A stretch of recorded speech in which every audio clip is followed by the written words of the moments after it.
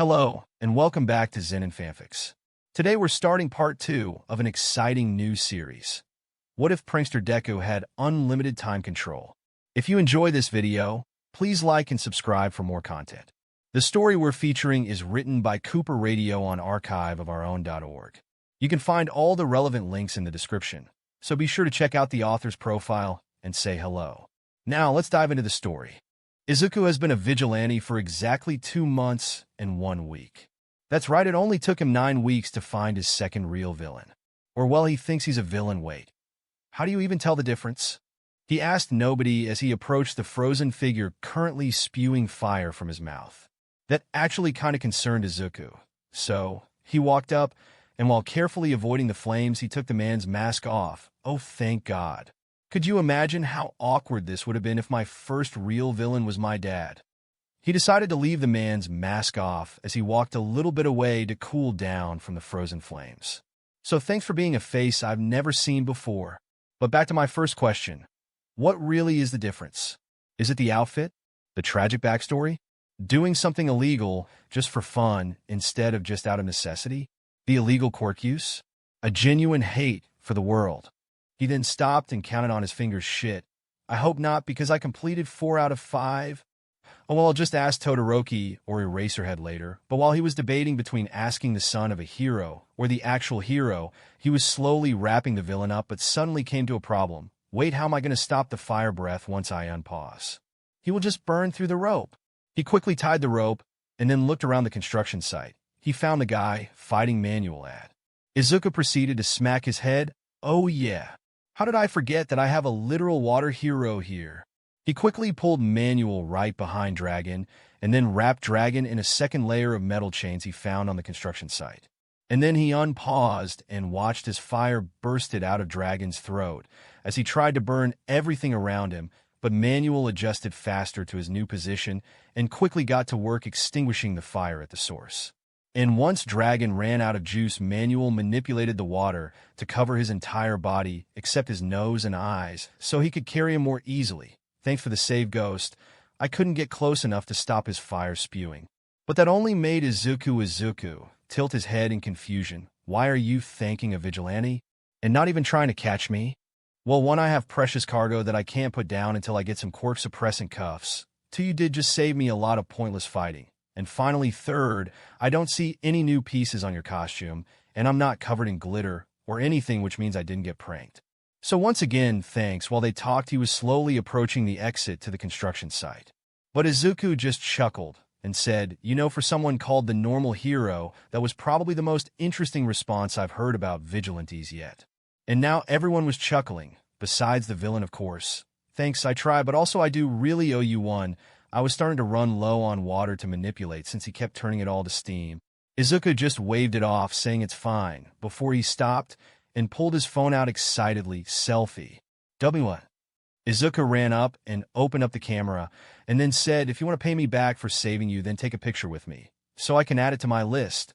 Manuel stopped and stared. 1, you have a list of selfies with heroes? And 2, you want the normal hero manual to be a part of that? Izuku nodded excitedly. So Manuel just sighed and got in pose. Which is how Izuku gained a photo of him posing with Manuel with a waterlogged dragon scowling behind them. After that, he changed back into his school clothes and arrived at class 3 minutes before the bell went off. Todoroki, I have officially beaten 2 villains. Like usually I only find criminals doing criminal things.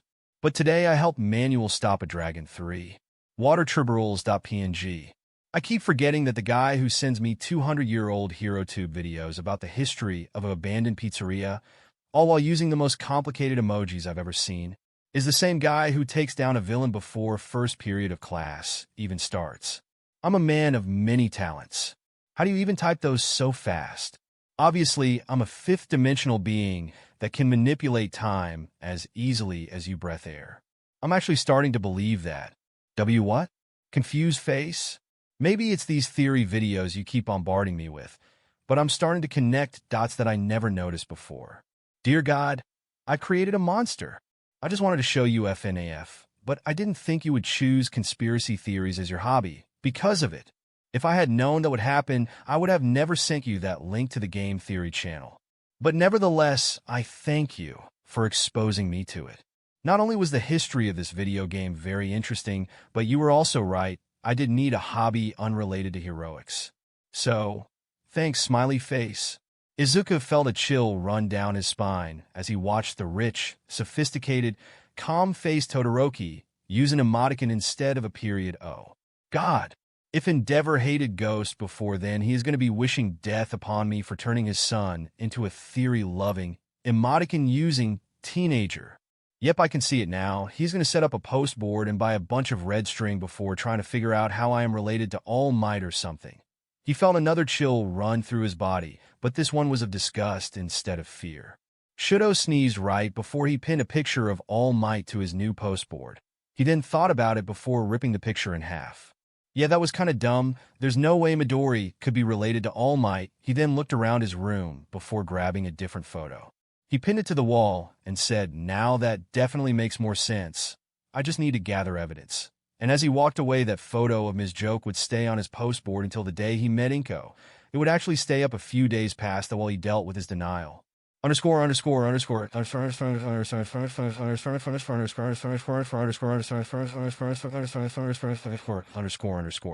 On one very boring day, Izuku decided to do something dumb. You see, he forgot to take a selfie with Snipe before disappearing, and he wants to fix that. The only problem is that the only place he knows for sure he will be is UA during school hours. Meaning Izuku will be at school at the same time. But luckily the teacher was teaching them something Izuku already knew, or unluckily since it was boring him to hell. So it was easy to slip out, walk home, change into the vigilante clothing, and then make his way to UA. Now usually it's impossible to just walk in even if you are a teleporter because Nezu set up this intricate system that is always scanning for human DNA. Yeah, that system isn't just at the door, it's everywhere. But the one thing this intricate system isn't made to scan is people frozen in time. Meaning as long as he doesn't unpause while inside, he basically has free reign thanks to the open door policy. And the open door thing has always confused him. Like he gets the show of power that they're so confident in their security that they can leave the door open, but still never get attacked. But if someone with a strong enough speed quirk, or someone who can slow/pause objects wanted to attack, then that giant hole in the wall isn't going to stop them. But that's besides the point, Izuku says as he walks past the gate. He will never tell anyone, but he did flinch a little, somewhat expecting Nezu had already unlocked the secrets to time travel. But once he was sure nothing was going to happen, he walked into the school and looked for a map. And, while he did find one, this place was built like a rat maze. He then chuckled as he realized that Nezu probably made it that way. But nevertheless, he began his walk through the building while looking at the photo of the map he took. But even with the map, it was impossible.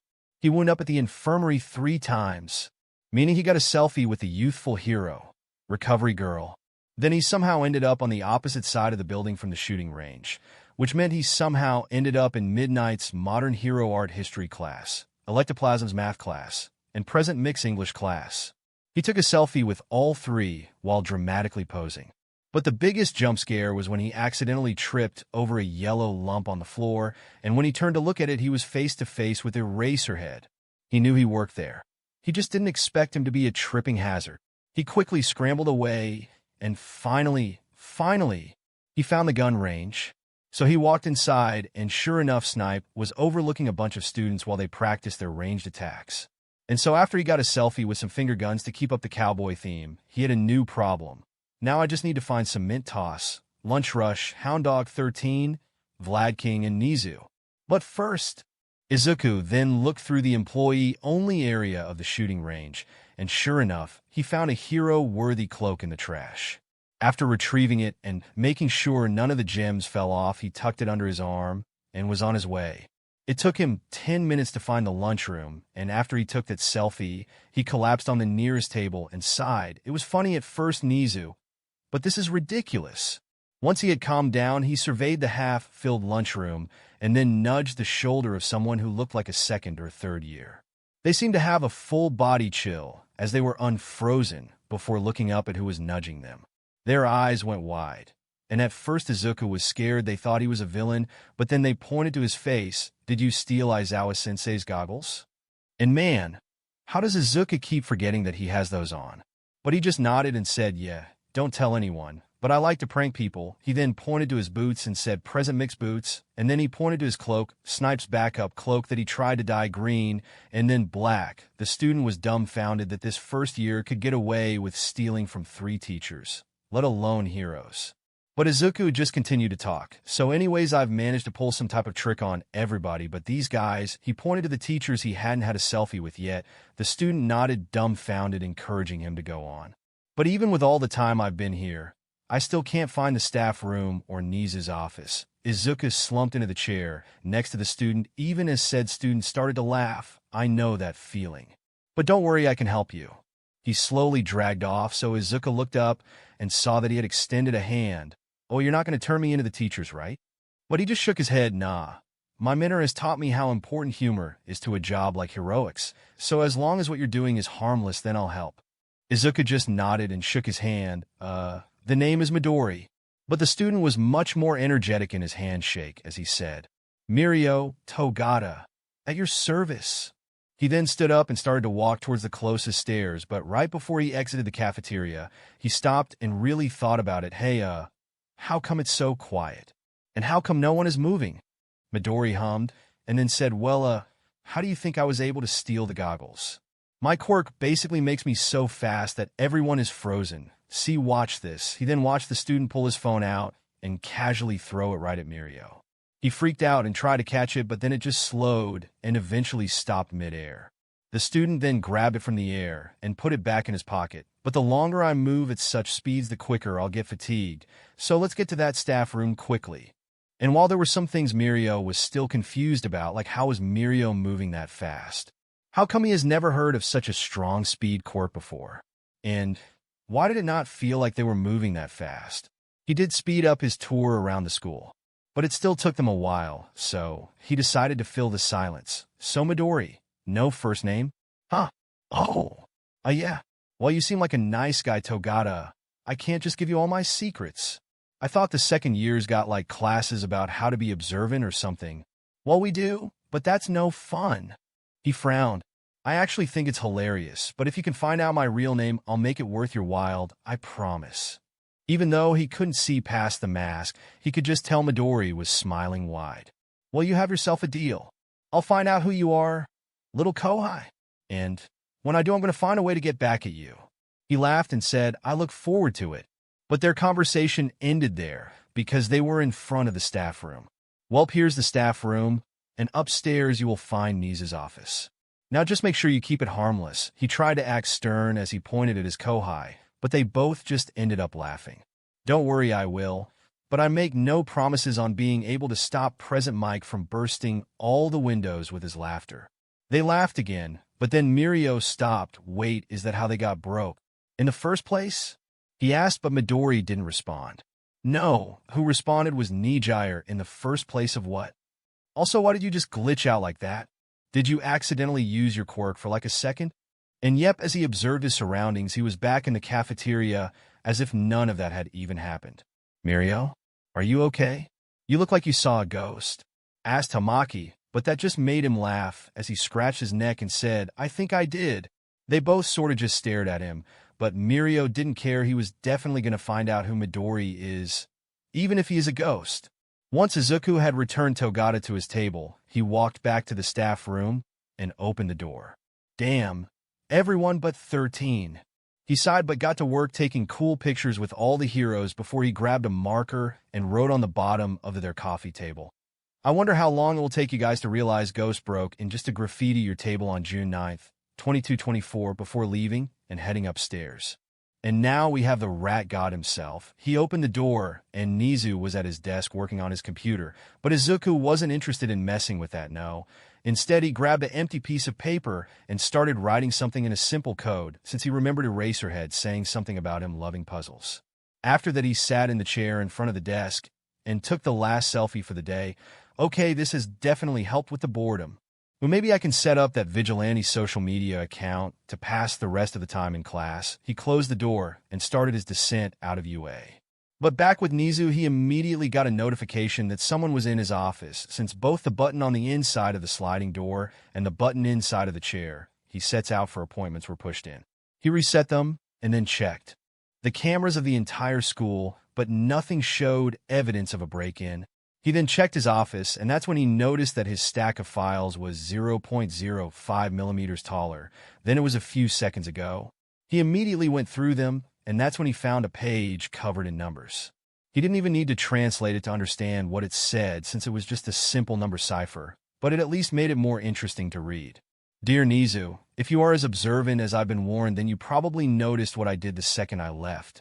So I would just like to say that you have been in my top 10 favorites for a while, that you were like half the reason I prank heroes to deal with boredom in the first place. And don't try to deny it. I know you redesigned this place to feel like a maze the second you took over.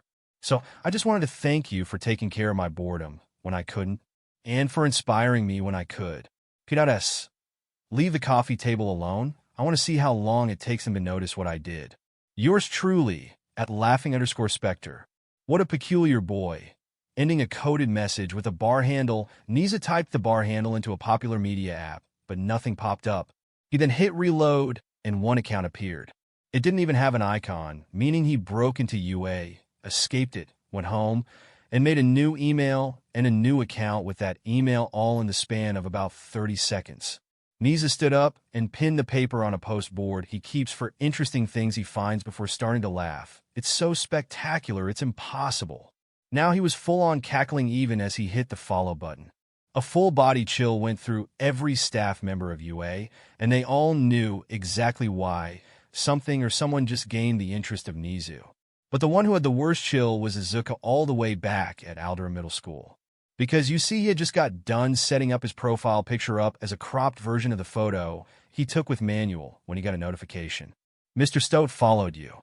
He didn't know why this notification filled him with so much fear until he remembered that he only handed out this handlebar to one person, or well, he guesses one mammal. Meaning that Nezu discovered his note, decoded it, and read it all within about 30 seconds. Is this him asking for a prank war? I mean, why else would the principal follow some random account with his only evidence being one paper covered in numbers? His thoughts were interrupted by the teacher. Midoriya, please pay more attention. And while Izuku has mostly gotten rid of that habit of mumbling, he did mumble a little, which allowed Katsuki to hear a few words. Most of it was complete nonsense, but he clearly heard two words, prank and war. Now most people wouldn't freak out about it, but Katsuki remembers how Deku used to act before he got the Quirkless diagnosis, and became more timid. And while he was still getting used to this new Deku, that is more confident, he never expected he never wanted the jokester phase to return. You see, when they were about 3, Deku discovered this hero who could shape-shift into different people. Now this hero usually did underground things, but when they did end up in public, they used this weird-ass fighting style to trick and joke with their enemies before using the distractions to finish them off. And that activated something in little 3-year-old Deku's brain, as he suddenly became obsessed with jokes and pranking people in any way he could. He was a straight-up menace, and that's coming from the guy who was the biggest brat at 3 and 4 years old. You couldn't walk into another room without getting a face full of clear wrapping plastic, and if you ask where he got it or how he got it so high, he will just smirk and run off while laughing. And it only amped up as he grew older. Hand buzzers, fart spray, silly string. If you could name it, he probably tried to pull it off at least once. All until around his 5th birthday, and then he just stopped. No more pranks, no more jokes, no more laughter. After that, he just tried to blend into the background, only showing up if he thought someone needed help. So while Katsuki is glad he has regained some of the confidence he lost as a child, he really could have done without ever even hearing about the jokester phase again. But if a 14-year-old Deku has decided to bring it back, then Katsuki needs to be extra vigilant. Because while Deku doesn't hold a grudge, he can be very, very petty, and Katsuki is probably number 1 on his long list of petty revenge. But speaking of the number 1, Izuku has finally figured out how he's going to get back at the guy, and it's all thanks to Nezu. You see, he kept trying to figure out a way to get all his frustrations out in one go, but just like a prank war, you have to start out small and build up, which is why he was currently unscrewing the vent that connects the public and the employee-only areas together inside of my tower. It took him 9 different types of screwdrivers, but he was now in and could freely explore most of the floors. So the offices on level 1, 2, 14, 21, 38, 51, 73, and 86 had small alterations. He moved everything by 5 inches, swapped the sugar and salt packets at random. And after finding a breaker box, he turned the power off for every odd-numbered floor. And while that might sound like a lot, all of that really only affected his employees, not the number one himself. Which is why he started his climb to the top of Might Tower. He can't use the elevator because it's connected to the entirety of the tower, and while he can unpause big things like giant humans or complex machinery, Might Tower is definitely outside of his size limitation. He took a few breaks, but eventually he did arrive on the 200th floor, meaning he could get into the meat of his first prank of the many to come for the man who almost crushed him. You see, the 200th floor is basically one massive condo apartment that only All Might can access. Well, only All Might and his personal secretary. And wouldn't you know it, the secretary was not here today, meaning even if Izuku couldn't pause time, he would have been able to search through this Yagi Tashinori guy's desk and easily find the VIP golden security badge that unlocks the door to anything belonging to All Might. And this guy just leaves such an incredible card laying inside the bottom of his desk. Like, what? Is this a spare or something? I swear if I had one of these, I'd never let it out of my sight. Izuku then paused and thought about it. Actually, that's a wonderful idea. He quickly snatched the badge and clipped it to his jacket. He looked at the photo of the scrawny man with shaggy blonde hair and piercing blue eyes and immediately expelled all the air from his lungs. Holy shit! All Might is his own secretary. He then flinched from how loud he was being, even though he was still in pause time. He quickly unclipped the badge so he could get a better look at the photo. Yep, that is definitely the man who told me that quirkless people would just get in the way if they tried to be heroes. He then looked around until he found a Sharpie and proceeded to scribble out the man's entire picture much better. He clipped it back on and was about to leave before he turned back to look at Yagi/All Might's desk.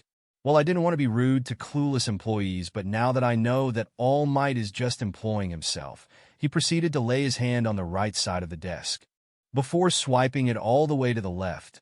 Papers, pens, knickknacks, and so much more all went cascading into the air where they immediately froze, and only then did Izuku head towards the locked door.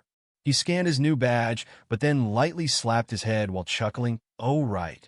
Duh-doy." He quickly unpaused time, uncaring if any cameras caught him, and after scanning the badge once again, the door clicked open, and he could freely enter All Might's, or should he say Yagi's, home. Once inside, he closed the door and paused time again. Now when you walk into the number one hero's home, you expect it to be bright and colorful like him. Now don't get him wrong, it was bright and colorful, but it wasn't overly so. Add that to all the Western things he obviously brought back from America, and the place felt very lived in. Which is why Izuku immediately shook every carbonated drink in his fridge before going to the bathroom and writing something slightly ominous on the mirror. Now that would be something to write home about. "Hey Todoroki, what did I do over the weekend?" Nothing much, just scared All Might by writing a note on his mirror. Once he was done laughing, he exited the bathroom, and after unpausing his frankly massive TV, he went into the settings and changed everything to Spanish. After that, he made his way to the master bedroom. I expected him to have a bigger bed," he said as climbed on top of the still slightly massive bed before starting to jump. After he had thoroughly ruffled the bed with a few flips and high jumps, he hopped off and set the bedroom TV to negative mode, which inverts all colors.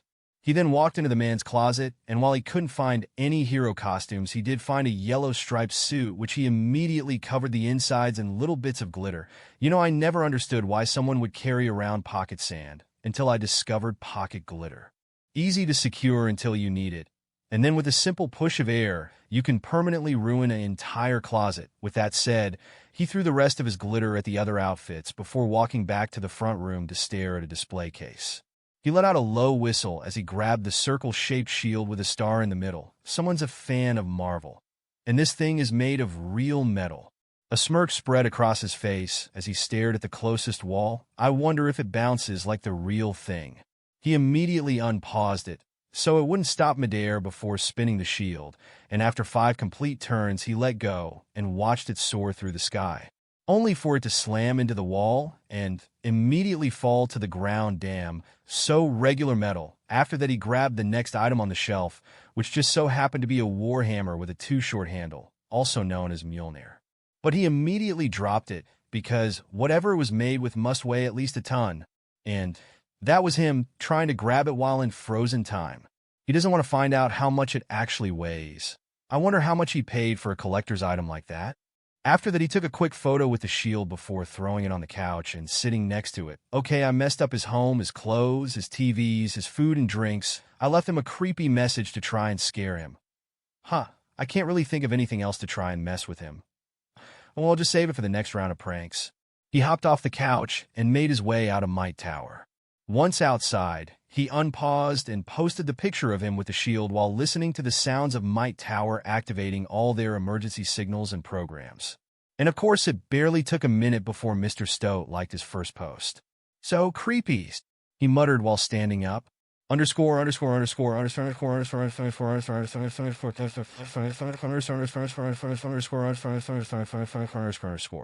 After that, Izuku fell into a little bit of a pattern. Stop villains and criminals. Joke and mess with any heroes that come after him. Talk to Todoroki or Eraserhead about anything interesting going on. Do something to mess with All Might at least once every 2 days. Post his favorite pictures to his account and get the heebie-jeebies every time he sees that Nezu was the first to like the post. And then mess with Nezu back by breaking into UA without setting off a single alarm all over again and leaving another coded message that is more complicated than the one before it. And he's got to say it was the funniest month he had had so far. He TP Hawk's agency after the man had stuck him to the wall with his feathers right in the middle of a CU store. It was kind of Izuku's fault for shopping in his costume, but he finds the employees' reactions too funny to stop. He then taped a QR code on the back of the hero wash after the guys soaked Izuku in sudsy water, right after he got done getting everyone out of a burning building. The QR code sends you straight to a HeroTube video that used to be a really popular meme back in the day. And lately he has been teleporting carrots into Mariko's hand right after she gets done with a fight.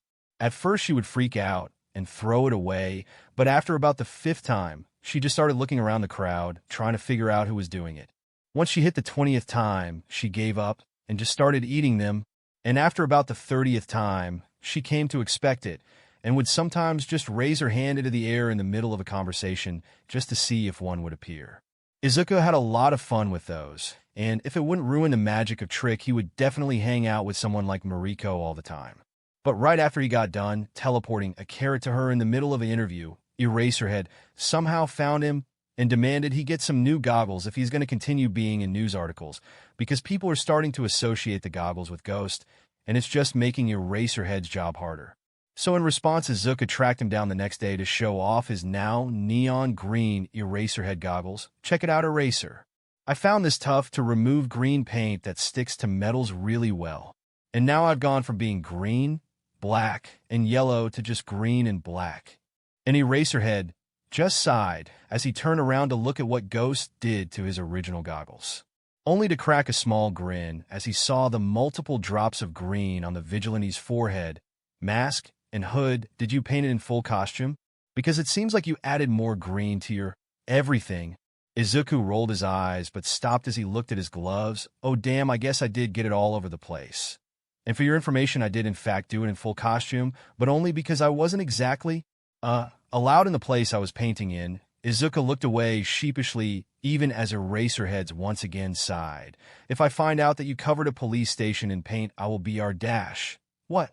No, why would you think that? I was just painting in the same room. All Might keeps his all mobile. You realize that's not much better, right? Also, I've been meaning to ask, but what did All Might even do to you for you to go this hard on messing with him, while everyone else only gets one joke? But Ghost simply laughed as he said, actually, I've been having an ongoing war with Nezu for like the past month. Eraserhead jaw slightly dropped as he processed that information. Wait a minute, you're the reason that Satanic Rat has been implementing so many new security systems at UDash. ANYWS?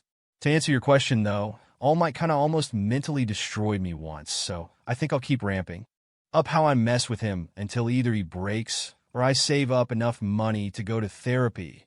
Izuku then stood up and said, and I don't know about you, but I feel like the first option is a lot closer than that second. And with that, he disappeared and left Eraserhead alone to think everything over. After that, the next place he visited was the Todoroki estate, only in the middle of the night, while Endeavor was home. But he didn't care as he sat down on Todoroki's bed and unpaused. Now, the first few times around this freaked Todoroki out, but after having this happen for about a month and half, Todoroki just associates a sudden din in bed with a friendly vigilante known as Ghost. Meaning he doesn't even look up from his book as he says, "You do realize my father is home, right?" Izuku just chuckled as he took his freshly painted goggles and plopped them into Todoroki's lap. "Oh, I know, but I thought my dearest friend would like to see that I updated my costume." Again. But now Todoroki stared dumbfounded at what was in his lap, because in the month and a half they have known each other, Midori has never taken any part of his costume off. So he slowly put his book down before grabbing the now green goggles and looked up. But of course Ghost was now staring at the wall, so he couldn't even see his face. Wow. Just wow. The last time I was here, all you had was a picture of Ms. Joke and a low-quality photo of me. He carefully took one of the photos off the postboard before turning to face Todoroki. "Did you print out my picture with manual?" And now Todoroki couldn't even enjoy being able to see half his friend's face as he rushed to stand up and put the picture back where it belongs. It has the best lighting, which makes it easier to see the resemblance with your mother.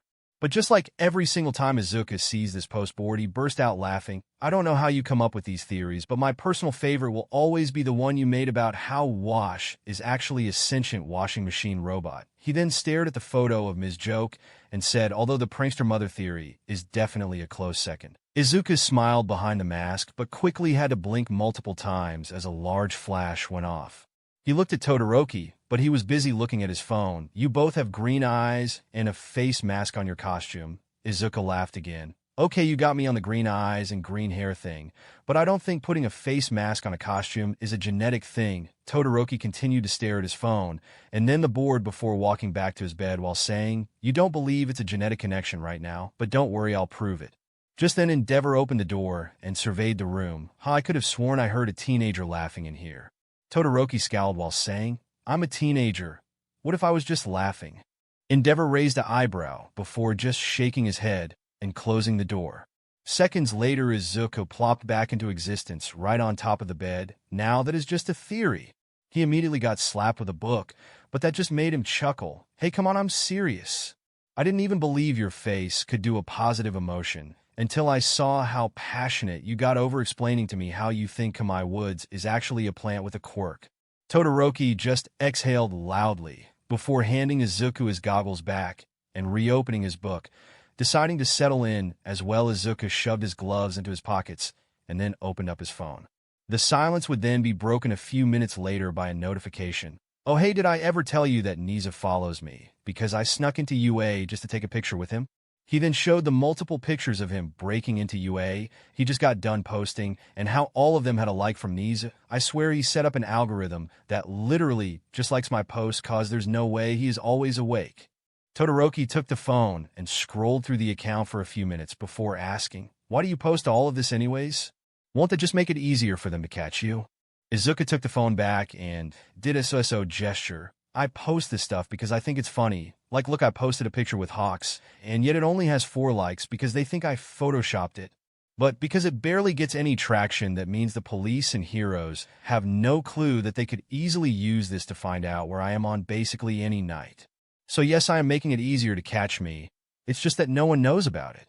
After that, he looked at the time and stood up.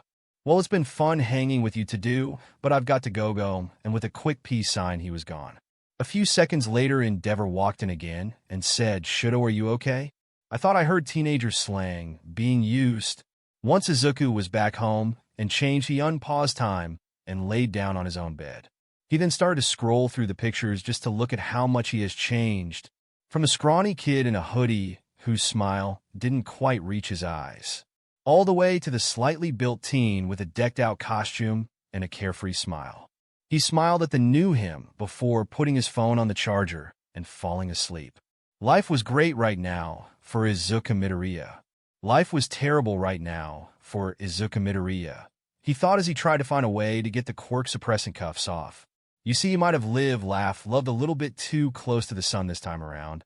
What happened was that about a week after he made the most recent costume change, he decided to mess with the police since he's been mostly leaving them alone lately because of all his hijinks with the heroes. So he wanted to fix that by walking into a police station in full costume before dropping a glitter bomb and running away. And you see that last part is where his plan went to shit, because he was able to easily walk in, freak every cop out, throw down the glitter bomb, but right before he could start running, he caught the sight of two figures. One was in a trench coat like some black and white detective movie, but the other was a scrawny blonde man in an oversized white shirt and dark green pants. The second he locked eyes with those bright blue eyes hidden in the shadows of the man's face. He gasped and pointed while saying, "Bitch might." A moment later, the bomb went off, and the place was filled with pink and purple glitter clouds. Izuku took that moment to start running. He got about 10 feet away before he heard something approaching quickly, SMASH. Only then did Izuku pause time and look behind him, just to see that a glitter-covered All Might was only a few inches away from caving his skull in. He immediately screamed and quickly took his mask off as he vomited out of fear. Holy fucking shit. That would have killed me. He yelled at the frozen number one, but something tells Izuku he didn't hear it. Once he calmed down, he put his mask back on. He jogged about 2 blocks away in the opposite direction. After that, he walked into an alley and sat down and unpaused. Damn, that was scary. I mean, I knew my pranks annoyed him. That's like the whole point. But I didn't think it was to the point he would try to Detroit smash me right in the head. Just as Izuku stood up, he felt something stab right into his shoulder. He screamed out in pain since this was his first time getting stabbed before looking at what made the wound. A feather? Hawks! He immediately stood and started to run, even as more feathers flew down with immense force. He tried to pause time, but the wound in his arm was making it really difficult to focus. He just about had it when he heard Hawks yell from above, "He's over here, All Might." And now Izuku was really trying to focus on the feel of his quirk, even as he heard All Might approaching. He could see All Might falling from the sky, just as he got his quirk working through the pain. And once time was paused, he fell to his knees and sighed, "Thank fuck." He then looked at the number 1 and number 3 and stood up while holding his shoulder. So as it turns out, pain can make it more difficult to pause, meaning I'm not completely uncatchable. Ah, damn it, I'm going to have to find a way to fix that. He then started to slowly walk away from the battle. He was about halfway home when he collapsed to his knees and sat down in an alleyway. Fuck. I didn't know he hit me in the leg. He looked at the small slash in his pants and just sighed in pain. Damn, that stings. Maybe I should just sleep it off. His eyes started to droop, and he could barely pay attention to the sounds around him as he fell asleep, meaning he didn't notice that he unpaused in his haze, which meant he also didn't notice the cop who was looking at him suspiciously. When Izuku woke up, he was laying down in the back of a cop car with a pair of quirk-suppressing cuffs. Which brings us back to presence as he tries to find a way to get the cuffs off while simultaneously arguing with the cop. "Did you really have to take my cloak? It was keeping pressure on the wound." "Yeah, sure, it was just like how you said the goggles helped keep the sun out of your eyes and the mask was a ventilator because you have asthma," the cop said while rolling his eyes. "What can you even arrest me on? Technically, I've never been in a fight. I only capture and evade. Illegal quirk use, and you broke into multiple All Might-owned properties just to deface them. Illegal quirk use is a super common crime that children break all the time by accident. And actually, that's not true. I had an access card for all those places." "Yeah, sure you did." "No, I'm serious. I had a security badge that gives me access to everything, including the janitor closet that holds everything I use to make the places pop more. Not to face it, as you said." "Oh yeah? Is it actually yours?" "Yep. It has my picture and everything on it." The second he got home with that card, he took the actual security chip part and put it into a card with his picture and vigilante name. So technically not a lie.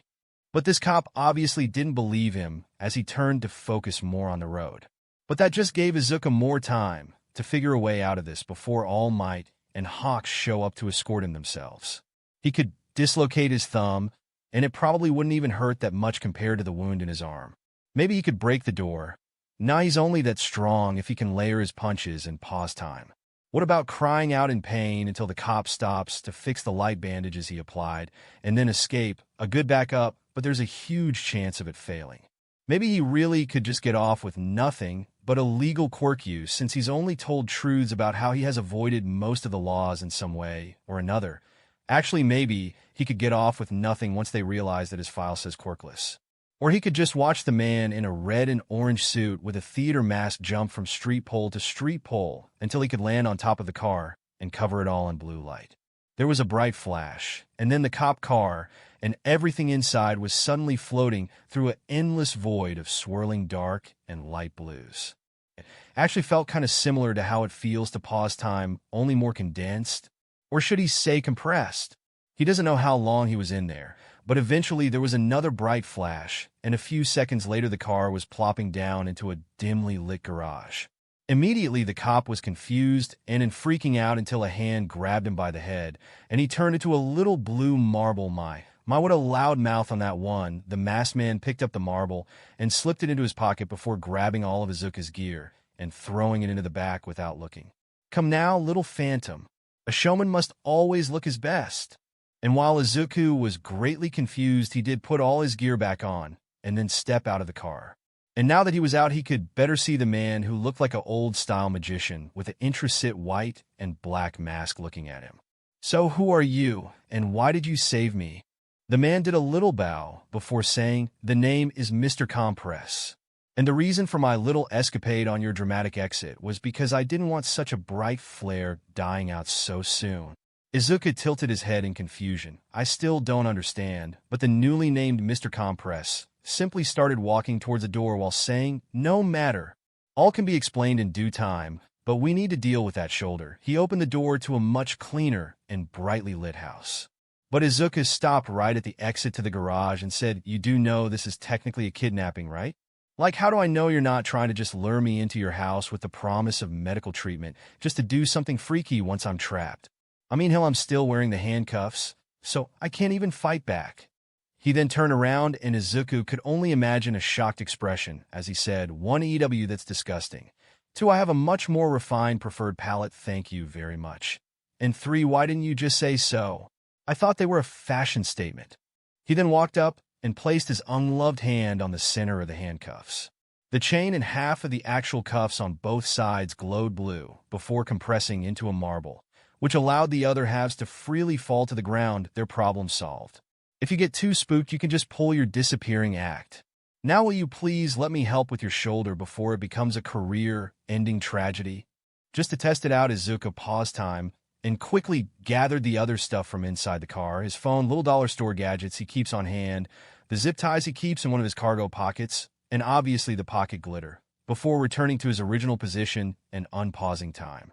It seems like the magician noticed, cause he said, done with your little test drive? Before continue his walk inside. Feeling a little more confident about his chances of survival, he followed Mr. Compress into the living room, where he told him to sit down at the table before he walked into an unseen room and came back with a first aid kit.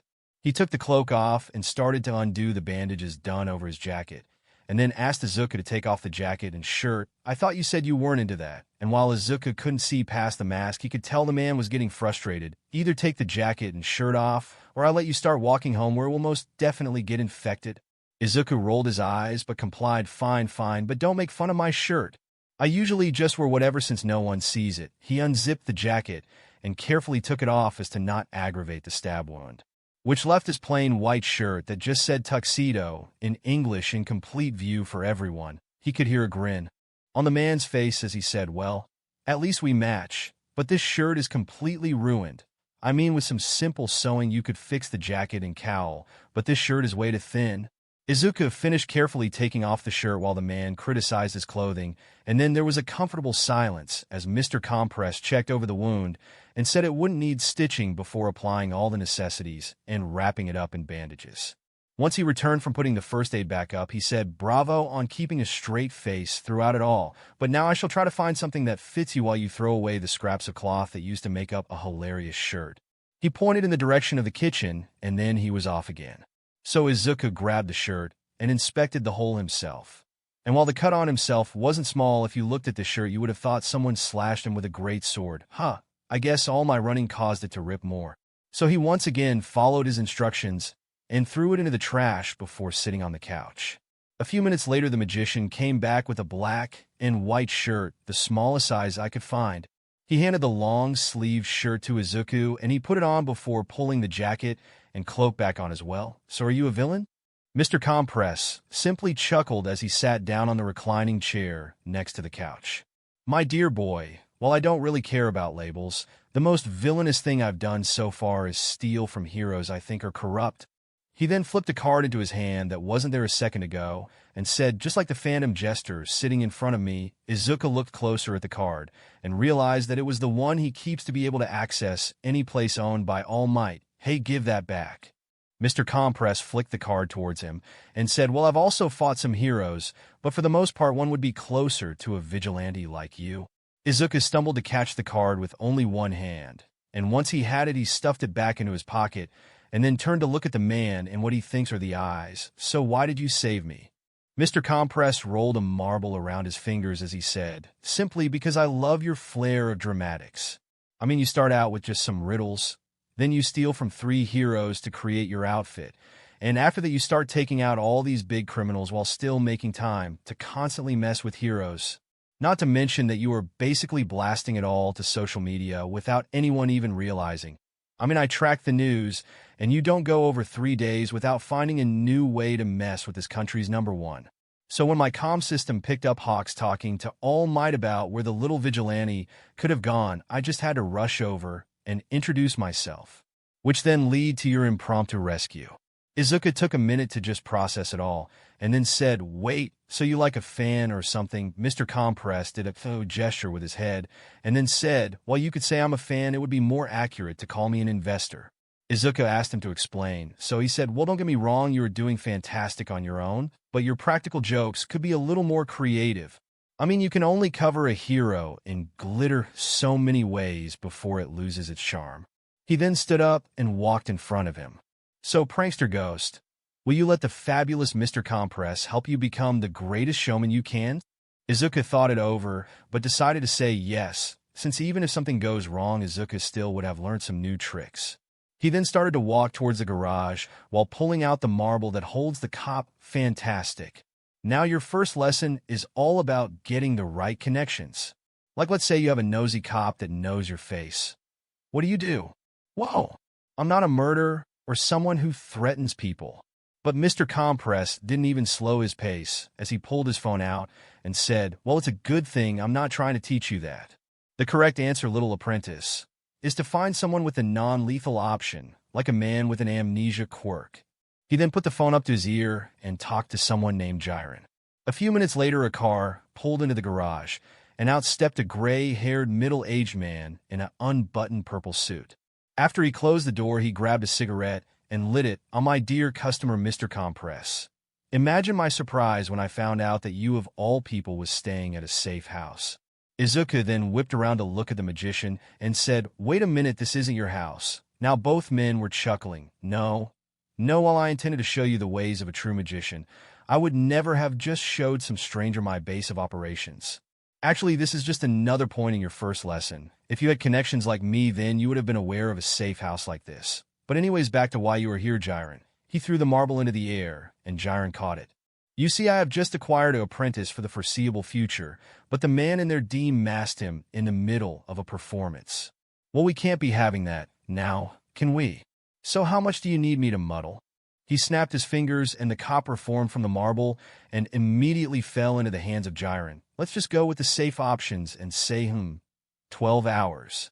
After that, a clouded look overcame the cop's eyes, and then he was woozy as he asked where he was. Jiren helped him into the cop car, and a few minutes later the cop was driving away. So what was that? Asked Izuku. Jiren put his hand inches away from his face and said, it's my quirk muddle. That guy will barely be able to remember the last 12 hours, let alone the face of the kid in his back seat. Mr. Compress clapped his hands to get everyone's attention as he said, well, now that is out of the way. Jiren, this is the prankster ghost. Little apprentice, this is Jiren, a great dash. He was interrupted by Jiren, a great-looking guy. Oh, Compress, you flatterer.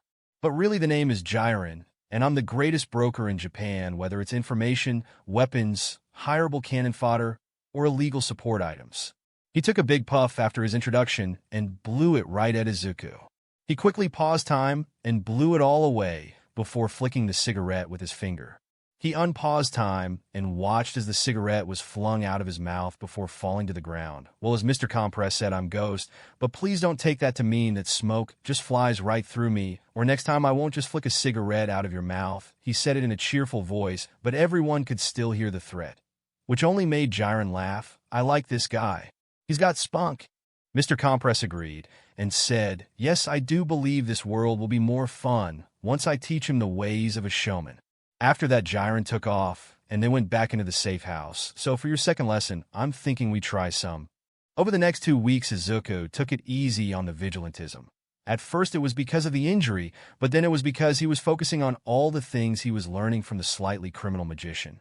Whether it was information gathering, sleight of hand, expanding his connections, confidence-boosting exercises, parkour and stealth exercises, being more creative with pranks, simple hand-to-hand/melee weapon practice, or some unholy combination of them kept him constantly busy. He probably told his mom that he was having a sleepover at a friend's house more in those 2 weeks than he has in the last 10 years. But there were also results. His hand-to-eye coordination was better than ever. He sometimes found himself accidentally spooking people with how quite he was even with him wearing iron-soled boots. He no longer felt any fear as he ran and jumped from roof to light pole to street sign to another roof. He has never felt as confident in a quirkless fight as he did now. But the greatest part was the pranks. Seriously, he doesn't know how he got a title like Prankster when Mr. Compress was right there. With the help of Mr. Compress, he led Death Arms on a wild goose chase all around Mizudufu, with the only prize at the end being a confetti and paint cannon that made the hero have to do a walk of shame back to his agency, while only just being able to hear the laughter of 2 vigilantes. They also got back at Hawks for stabbing him by pelting him with marbles that kept turning into water with red food coloring mixed in, and while Izuku thought doing that for a week straight was punishment enough, Compress didn't agree, so he edited a picture of Izuku laying on the ground of an alleyway to look like a murder scene, and then made Izuku sneak into his agency and change Hawk's personal computer to that image. After that, they sat close by and watched through a pair of binoculars how Hawks brought someone into his office. But in the middle of their conversation, Hawks goes to check something on his computer and screams in horror. Once they were done laughing, they threw a few more water-filled marbles at his window, and then they were gone. Mr. Compress taught him a few more ways of how to mess with someone even if you have limited supplies, but eventually there was nothing left to teach except repetition to get better. And he had been doing that throughout the 2 weeks in pause time, which is probably why Mr. Compress thought he was born for the showman biz. But in reality, he probably spent about a month working on all the things he was taught throughout the 2 weeks. But back to what he was saying, Mr. Compress said there wasn't much more for him to teach until Izuku had all the basics down, meaning he was now allowed to go full swinging back into the vigilantism if he just made sure to practice in his spare time, which is super easy to accomplish when your quirk gives you all the spare time you could ever need. So after his mom fell asleep, he suited up with one destination in mind. The last 2 weeks have been stressful, Shoyuta thinks as he suits up for tonight's patrol.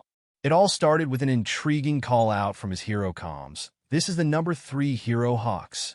I'm here with all might, and we almost had the vigilante Ghost after he defaced a police station with a non-lethal bomb. I managed to wound him with a feather to the shoulder, and that seemed to interrupt his quirk, which is why I believe he is still in the area. If you find him, immediately call for backup. His quirk works best when he can see all his targets. When Shoyuta heard this, he freaked out. Ghost was injured and being hunted by H. Wait a minute, why should he care? He's not one of his students. He's just some vigilante that taunts Shoyuta all the time. He should be happy that the kid is getting caught and could finally be put on the right path. He thought about it a little more before changing his course and heading over to that area. Stupid problem child, better not bleed out on me. He was about halfway there when a new message came over the comms. This is Officer Tanaka. I found the suspect passed out in an alleyway. I did some basic first aid before cuffing them and putting them into the back of my car. We are currently heading towards the nearest police station, but I would prefer to have some backup before the vigilante wakes up from their adrenaline crash. So Eraserhead changed course again, but when he got to where the car should have been, there was nothing. No, Shoyuta wouldn't get an update until about 4 hours later. Officer Tanaka has been found, but he can barely remember anything that happened today.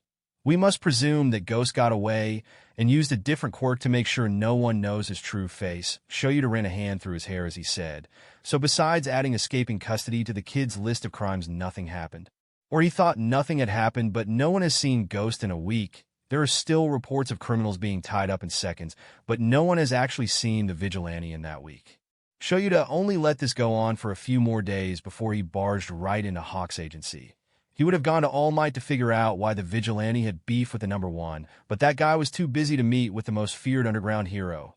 So Hawks it was. And once he found the bird brain, he basically dragged the guy into his office.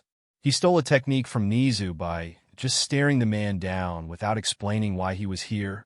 Hawks only lasted a few moments before he tried to fill the ungodly silence. Hey, Eraserhead, right? Can you explain why you dragged me into my own office? Shoyuta broke the intense stare and said, I am the original hero on the Ghost case, but why I'm here is to figure out why you immediately tried to impale a kid. Hawks walked behind his desk and said, hey, that wasn't my fault. I thought his quirk was automatic, so I only sent that many feathers because I thought all it would do is force him out of his hiding spot. And honestly, I didn't even want to hunt the little guy. I enjoyed his jokes, but the commission started hounding me over it. So I was basically forced. Shoyuta just pinched his nose and said, it doesn't matter if you intended to hurt them or not, you still did, and then lost them, which could have led to them bleeding out or some dash. HHH, what the fuck? He was interrupted by Hawk screaming at his computer, but before he could ask what it was, 2 water balloons hit the window and exploded into a red syrup-like mixture. Hawks looked out the window and then immediately started opening it. It's that fucking magician again. He jumped out to chase the criminals, but that left Shoyuta to walk around and look at Hawk's new home screen. And it was an overly dramatic picture of the prankster Ghost lying in a puddle of convincing-looking fake blood. He sighed as he took a picture and sent it to the UA staff chat, but internally he was smiling at knowing the kid was still up to his normal tricks and wasn't hurt over his closest capture yet. UA staff. Good news. Ghost isn't dead. Posing Ghost. PG-13 hero. You say that, and then send a picture of him laying in blood. Loud AF. Oh, save the little cosplayer show. It's fake blood. RG. It's obviously fake blood. Satanic rat. Oh, I keep forgetting you humans don't notice his weekly visits. But congrats on finally figuring it out. Apollo. I'm just going to ignore that slightly creepy message from our boss and instead ask how you got that picture. I came to interrogate Hawk since he was the one who stabbed Ghost. But it seems like the vigilante wasn't that hurt over it if he could change Hawk's computer home screen. PG-13 hero. That's great and all, but when am I going to get pranked? He got the perpetually tired hobo. He got the living speaker. He got the root-in tootin' cowboy. And I'm like 90% sure he is in a prank war with the rat god. So I'm just wondering when he will get the rest of UA. I actually wouldn't recommend it. I think after getting attacked by the number 1 and the number 3, he has actually upped his game. So if he sets his sights on you now, it's going to be way worse than just a missing piece of a costume. PG-13 hero. Bring it on. Apollo. Bring it on. Loud AF. Bring it on. Lunch rush. I thought you already got prank, Mike. Loud AF. I did, but I need more pranks in my life. Satanic rat. Understandable, and I'll make sure to inform him of your wants the next time I meet with him. I'm honestly not even surprised you are in contact with him. After that, Shoyuta went on with his day until the inevitable happened. He was right in the middle of his patrol when he heard a second pair of footsteps join his.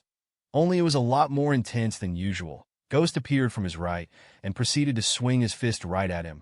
Shoyuta went to block, but Ghost teleported away before he could even make contact. He then teleported to his right and yelled, "Hey, Eraserhead," while launching a roundhouse kick to his chest. But once again, he teleported away before he could actually make contact.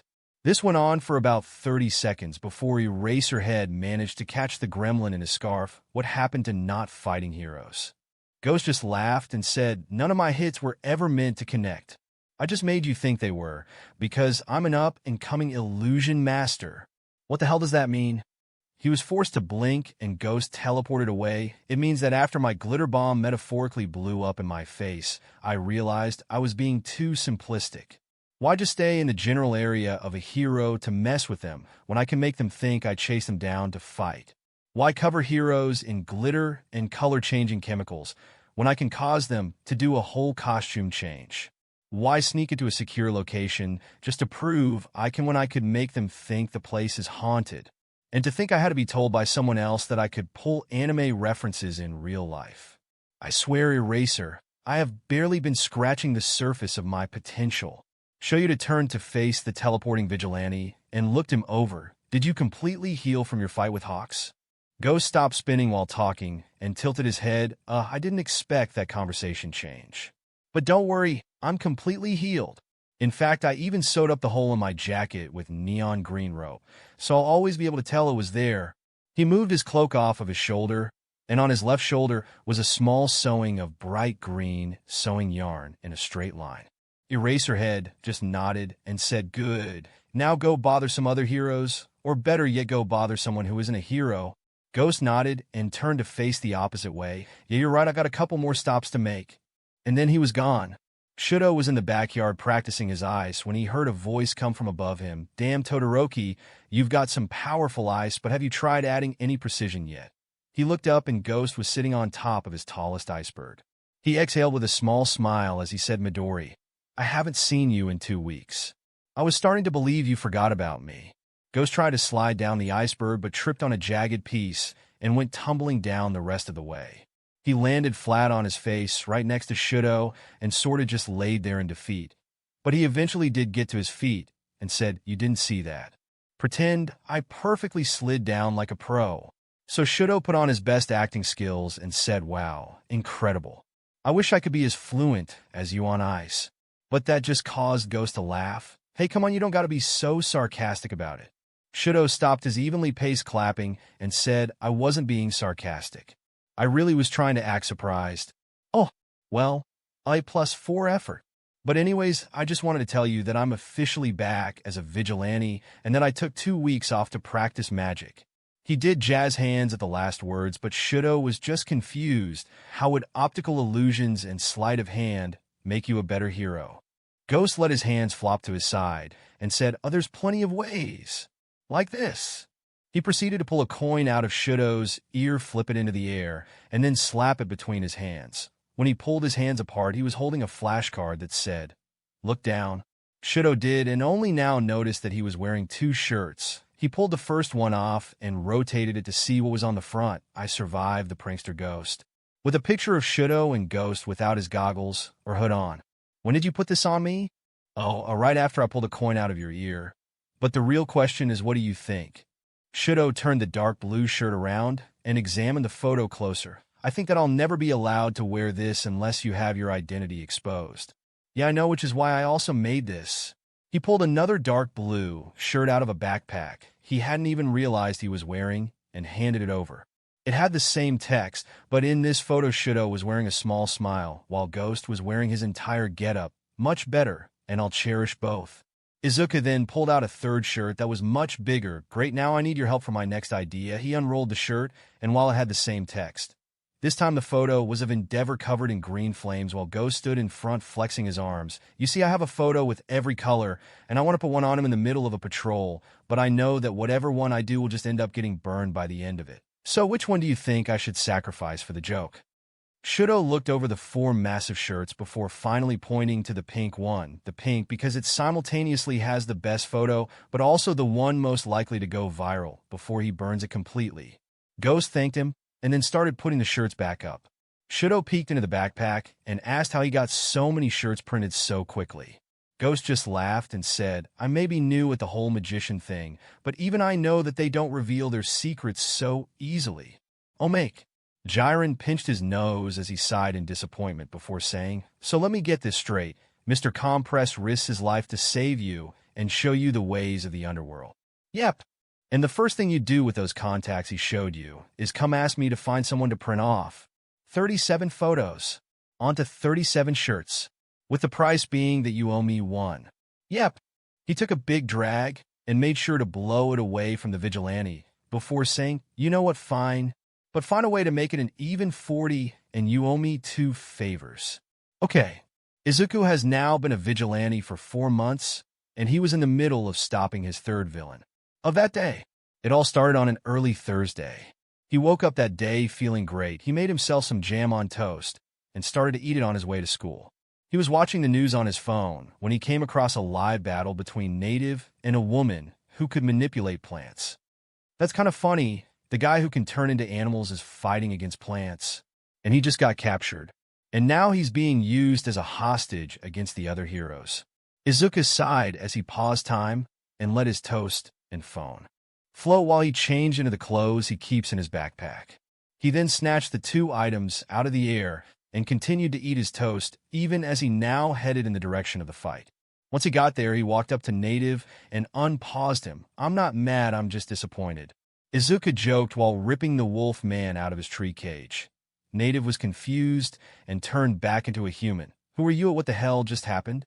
But Izuku ignored him and just grabbed the totem pole that fell to the ground. I mean, how does the guy with access to animals of all sizes not just transform when he gets caught as something huge like a wolf or bear? Native snatched the pole out of Izuku's hand and started inspecting it before saying, "Because I don't have access to the entire animal kingdom.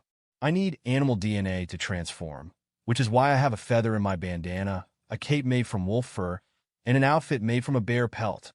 The reason why everyone thinks I can just turn into any animal is because the totem pole was partially made from a bunch of animal bones. And that causes my count to go from 3 to about 70. Izuku stared in shock for about 10 seconds before pulling a notebook out of nowhere and starting to write stuff down. How did I not know that was how his quirk works? Mumble, mumble, mumble. All this time I thought it was Beast Boy. Mumble, mumble, mumble, when in reality it was Wild Kratts. Mumble, mumble, mumble, the bone totem is a good idea. Mumble, mumble, mumble, what if you tried extracting the DNA from normal cloth? Mumble, mumble, mumble, sheep? Mumble, mumble, mumble dash, kid, please shut up and explain why no one is moving. Izuku said a quick sorry and put the notebook up. Native watched him do it, but he still couldn't figure out where it came from. He then walked over to the villain and picked her up like she was a cardboard cutout. Once she was safely away from all plants, he cuffed her with some handcuffs he took from the police on scene and proceeded to kick her right in the back of her knees. After that, he grabbed Native and dragged him over to the villain. "The hell are you doing?" "Huh? All right, I forgot you were unpaused." He cleared his throat and bowed while saying, "Please, right this way, sir." Native made his way over to the down villain, and then Izuku booped him on the nose, just as he was in the middle of asking how this was happening, bringing him back to frozen. After that, he smashed some of the plants that were getting too close to hurting anyone, and then made his way back and changed back into his school clothes. He unpaused and finished his walk to school, which is why the second save of the day occurred during math class. They were filling out a worksheet when an explosion rocked the building. Everyone immediately turned to look at Bakugo, but the explosive student in question was still filling out the paper like he hadn't even noticed. Izuku took that moment to pause time and head upstairs. Once on the roof, he could see that MT Lady had grown to full size and had fallen over in a fight taking place a couple of blocks away. So he went downstairs, changed into his costume, finished the paper, and then made his way over. Once there, he was not met with a kaiju fight, but instead a red-skinned man with 6 arms who was actually shorter than Izuku without the boots on. Izuku thought about how to subdue the man who could push a giant around before deciding to ask the giant herself. So he quickly bopped her on the leg and watched as she slowly unfroze before whining, "Hey, that was rude, and it hurt. I'm so gonna beat you into the ground." She stood to her full gargantuan height and was about to stomp on the villain when she noticed how quiet it was. She then focused on the only sound she could hear. "Excuse me, MT Lady, but I kind of froze your villain." She looked down at the tiny kid wearing mostly black and then back at the red-skinned villain who was in fact not moving. So she shrunk back down to her normal size and approached the kid. "What do you mean froze him?" The kid scratched the back of his head and said, "Well, I saw that you got hurt, and my quirk kind of just slipped out because of it." He pointed over to the villain before saying, "So basically he is frozen, but that's it. Meaning the second I let go of my quirk, he will be back to rampaging. And while I know that it's illegal, the activation was technically in self-defense, and therefore I wouldn't be in trouble for keeping it on for as long as it takes for me to no longer be in danger." MT Lady nodded along to the explanation before patting the kid on the back and saying, "It's cool, kid. I know how sucky accidental quirk activation can be. Just let me handle the rest." She grew back to her full size and proceeded to wrap the frozen villain up in some steel beams that she easily bent around him. She shrunk back down and gave the kid a fist bump. Okay, the danger is gone, so get rid of your quirk before I have to arrest you as well. But the kid was no longer in sight, and the villain had started raging against his confinements. She looked around for him, but now she was starting to get surrounded by news crews asking how she teleported. She tried to explain that she didn't teleport, but they weren't listening, so she just grew back to full size and picked up the villain. Okay, no more confusing questions. I've got to get this guy to a more secure location. And back at Aldera, everyone was still too busy staring at Bakugo to notice that Izuku glitched a little in his seat. The fuck are you extras staring at? Just because something rumbles doesn't automatically mean it's me. So fucking finish the paper and stop staring, you bunch of extras. Hell, even Deku finished the paper before you freaks. And with that he sat back down in his chair and got back to work. But now Izuku was the only one staring at Bakugo, because while it might have been said in Bakugonese, that was still the nicest thing Kaken has said in his general direction in years. Now granted it was only one slightly positive comment, but maybe Izuku wasn't the only one who has been trying to be more heroic lately.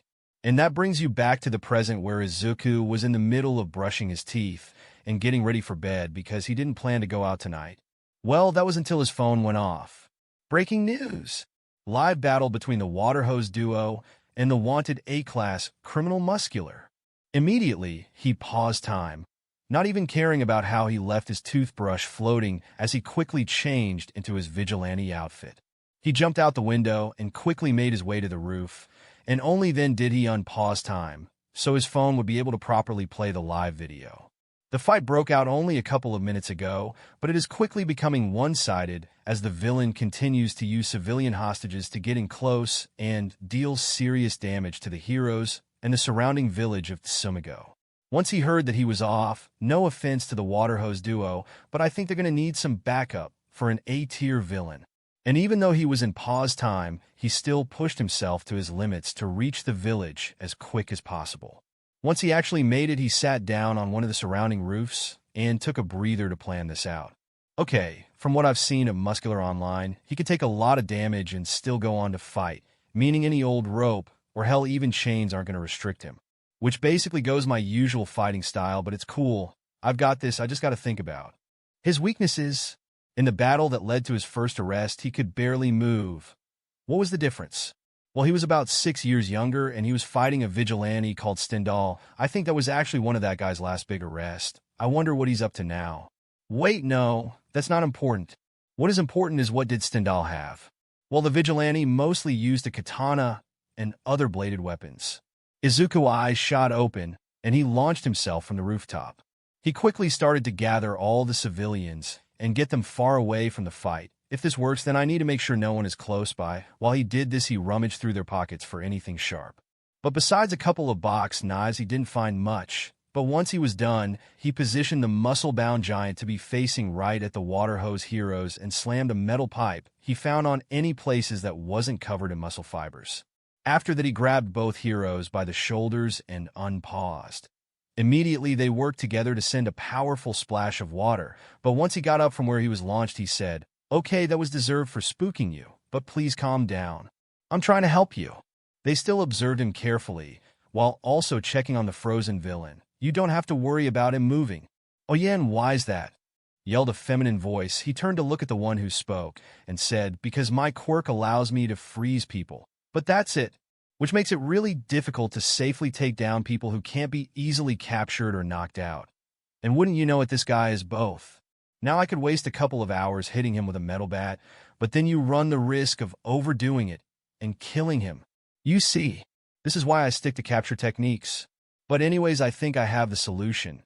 Instead of hitting him with something with a powerful knockback, you need to hit him with something sharp, because while those powerful hits will take out most, this guy's quirk makes him barely feel it. But those muscle fibers are still muscle fibers, meaning a good knife will cut right through." The duo lit up and said in sync, or a super pressurized water gun. Immediately, they started setting up a super move while Izuku tied the man's arms behind his back, even though they probably wouldn't do much. After that, he started just randomly throwing all the sharp things he found at any areas that looked less protected. Once he had turned the air around the villain into his own personal shredder, he walked up to the heroes and asked if they were ready. They were struggling against holding a very condensed ball of water between their combined 4 hands, so the male water hose just nodded, "Okay, cool. To give us the best chance at taking him down in one move, I'm going to have to unfreeze him to make sure you can actually cut him up. So on my mark." He quickly climbed on top of the closet roof, and with his metal pipe in hand, he screamed, "3, 2, 1, Zick, Wardo motherfucker," before unpausing just as the pole slammed into Muscular's head. And all at once, everything hit the man. His arms had been contorted behind him and tied up, and it was not pleasant. He was bombarded with layered kinetic energy in any part of his body that wasn't covered by his quirk. At the same time, 5 different knives spawned into existence and immediately bedded themselves into the layers of his muscle fibers, but he could feel that at least 2 had made it past his skin and into his actual muscle. Not to mention how he got bombarded with bits of sharp glass that would take weeks to completely get out of his face, legs, and hands. He also had a searing headache from whoever just jumped on top of him. But the worst part was the sight right before his very eyes. The 2 useless water sports heroes, or whatever, had worked together to condense a giant ball of water into a super thin laser, and they were about to release it against him. But thanks to everything else happening at the same time, he didn't even have time to block or dodge as they unleashed it. And boy, did they. With a powerful scream of Poseidon's beacon, they shot their ultimate attack. In seconds, he felt that super pressurized laser cut straight through all his layers of muscles in his chest until they hit the actual muscle, and then with it they quickly moved the laser upwards. And from the right side of his stomach, it moved to the center of his chest to his left pec, and then straight through to the left side of his face until it hit his eye. Shortly after that, the pressure was completely used up and was gone. But the same could be said for Muscular's left eye. And with the terrible injuries he now had on every part of his body, he fell to his knees unconscious. Izuku leaned on his own knees while trying to catch his breath. "Oh man, I did not sign up for taking down 3 villains on a Thursday." He looked over to the water hose duo, but they didn't seem to be in better spirits over the whole thing either. He started to add more rope to the behemoth of a man while saying stuff about how glad he was that it was over when Muscular slowly shifted his head to look right at Izuku. It allowed him to see the gruesome remains of the left side of his face, but he was more focused on his words. "It's over until you show me your blood." And with that, he bursted from his confines while applying new layers of muscle to make up for all that was lost, which caused Izuku to be sent flying into the wall of a building. But he didn't stop there, no. He got back to his feet and launched himself straight at the duo. He landed right on top of the male water hose's right leg before turning and grabbing the female water hose's left forearm with enough force you could hear every individual bone snap within.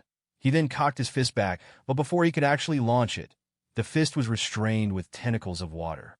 He looked down at the hero he was still standing on, but all the man did was grit his teeth and say, "Get your hands off my wife, you bastard." Muscular laughed and said, "I think my hearing on my left side is going out.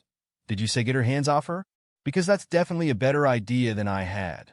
He ripped his hand free from the water, but instead of throwing it, he grabbed her left hand and started to slowly bring his hands apart. Everyone's collective screams were incredible, but Muscular's favorites was how agonizing it sounded for the female hero. But that where it came to an end as Izuku finally managed to dig himself out of the wall and pause time. He immediately fell to his knees and started to cry, damn it. I should have been more careful, or faster, or anything. I could have prevented all of this if I had just prepared more." He slammed his fist into the ground and then stood up. He took deep breaths and observed his surroundings until something caught his eye. That will work. The fight broke out only a couple of minutes ago, but it is quickly becoming one-sided as the villain continues to use civilian hostages to get in close and deal serious damage to the heroes and the surrounding village of Tsumigo. Shoyu sighed as he watched the news, knowing that even if he had Tensei's quirk, he would never be able to reach the duo in time. That doesn't mean he was doing nothing. He was calling every hero he knew, hoping that one of them would be fast enough to give the duo some backup. And just as he was about to try calling Hawks over the hero comms, the broadcast suddenly glitched out, When it came back into focus, the first words he heard were, "Za Wardo motherfucker." And Shoyuta immediately knew who had arrived on scene, but the concerning part was that at the same time that Ghost teleported, and so did a bunch of knives and shards of glass that quickly embedded themselves into the villain. Said villain barely had a chance to scream before he was hit with the water hose duo's deadliest move, Poseidon's Beacon. Ladies and gentlemen, a new figure takes the stage and has somehow teleported not only himself, but a plethora of knives right on top of the villain, while simultaneously helping all the civilians escape and letting the water hose heroes scrape enough time together to pull off one of their combined super moves. Muscular was almost immediately blurred out, "Sorry guys, but this villain capture is a little too gruesome for live television." Yes, Shoyuta has seen what that particular ultimate move can do to thick metal doors, so he would definitely call it too gory for TV. We still don't have confirmation on who our third hero is, but look at him immediately set to checking up on the other heroes while simultaneously locking up the criminal. Truly a professional, everybody. Shoyuta rolled his eyes thinking about what they would say to contradict this once they figured it out, but stopped when Muscular suddenly ripped free from Ghost and launched him into a wall before lunging at the duo. OH my god. Quickly. Cut the live before the delay is up. Yes, do it no dash. The TV then went to static. Shoyuta immediately tried to tap into the water hose's comms, but once he connected, all he heard was agonizing screaming and pleading. But even with all the screaming, it was quite easy to hear Ghost utter one word from the very depths of his soul. "Crucify." There was then a terrible crunch followed by screaming, but this time the screaming was coming from Muscular. It quickly faded out, and then it was dead silent for multiple seconds until the comm was disconnected.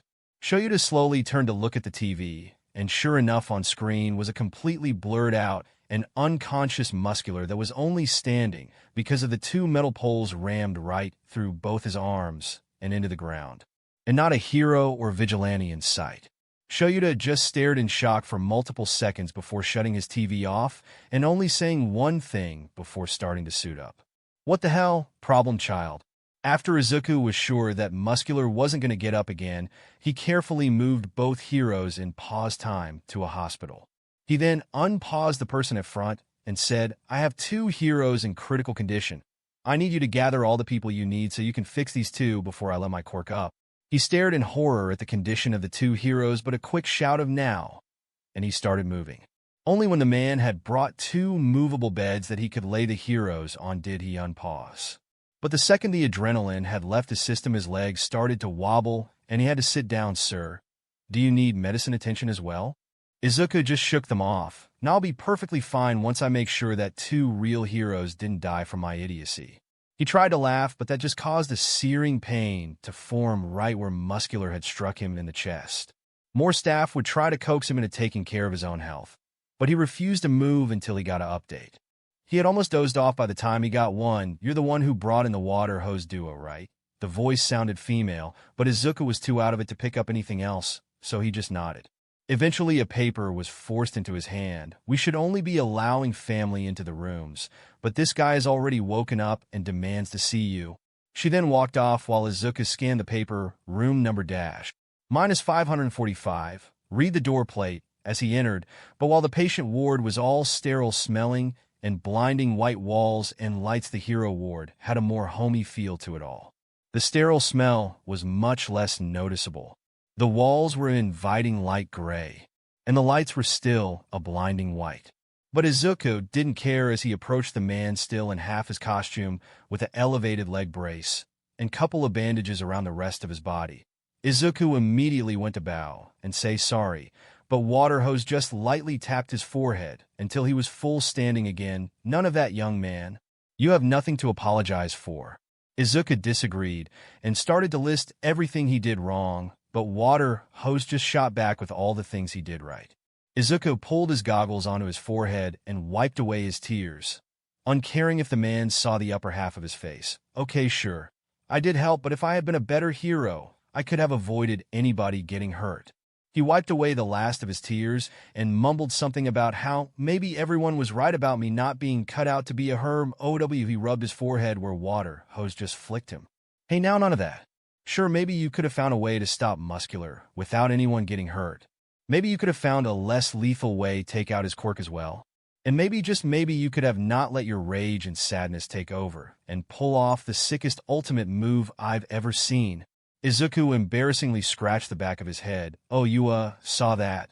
Water hose poked him in the arm. Hell yeah, I did. But that's not the point. What is the point is that we can come up with hypotheticals all day long. But the difference between a scientist and a theorist is action. He pumped his fist into the air, but immediately hissed in pain. Well, there's probably a few doctorates along the way, but that's the main difference. And as many people will realize when they take action, is that it doesn't go as perfect as their theories made it sound. He then pointed right at Izuku and said, so let's test your theory. I have a speed/slowing people down quirk, and probably 2 months of training? It's actually 4 months. So yeah, let me team up with the water hose duo and peacefully take out an A-class villain by combining 2 ultimate moves. Boom! Day saved. He tried to fold his arms like a cool guy, but just ended up hissing in pain. He then pointed at himself. Now let's look at what happened when we took our theory and applied action. And wouldn't you know, we couldn't do it peacefully. Our 2 ultimate moves combined just made him pass out for a minute. And then he got back up and continued to fight with only one eye until you stuck his arms to the ground. So you see how theory and action overlap and fight? Yeah, I think so. He then pulled a thumbs up and said, that's great, now apply it to your friend's hypotheticals. Izuku thought about it before taking a deep breath and saying, everyone thinks I'd just be useless as a hero, which is why they tell me to give up. Huh, says the guy who harmoniously worked together with 2 heroes to take down a terrifying villain. Why, yeah. So to prove them wrong, I applied to UA and started working out. Always good to learn from the professionals. But just working out wouldn't get a quirkless kid into UA, so I wanted to gain actual experience. You lost me a little bit, but I do understand wanting to prove yourself as early as possible. But now here comes the difference between theory and action. You became a vigilante to help you on your way to become a hero. And after about 4 months, I'd say you've definitely got experience. So why are you thinking of giving up? Is it just because one operation didn't have 0 casualties like your plan had shown? Because let me tell you, only 2 hurt but alive victims in 4 months of service? You might as well just become the new #1 hero. Now, I'm not saying you should be lazy about letting a few get hurt every now and then, but there's a difference between constructive criticism and self-hate. Water Hose then poked Izuku in his side with his elbow and said, and I would very much appreciate it if you stop hating on the guy who saved me, and wife, thank you very much. And that caused Izuku to chuckle, which in turn caused Water Hose to laugh until both their sides hurt from it. Once they had calmed down, he said, and if you still don't believe me, think about what would have happened if you never tried to test and disprove what everyone said about you. What do you mean? Like how if I hadn't become a vigilante, I would have never met Yo Dash. Death, Water Hose interrupted with. Izuku stared in shock, huh? W what?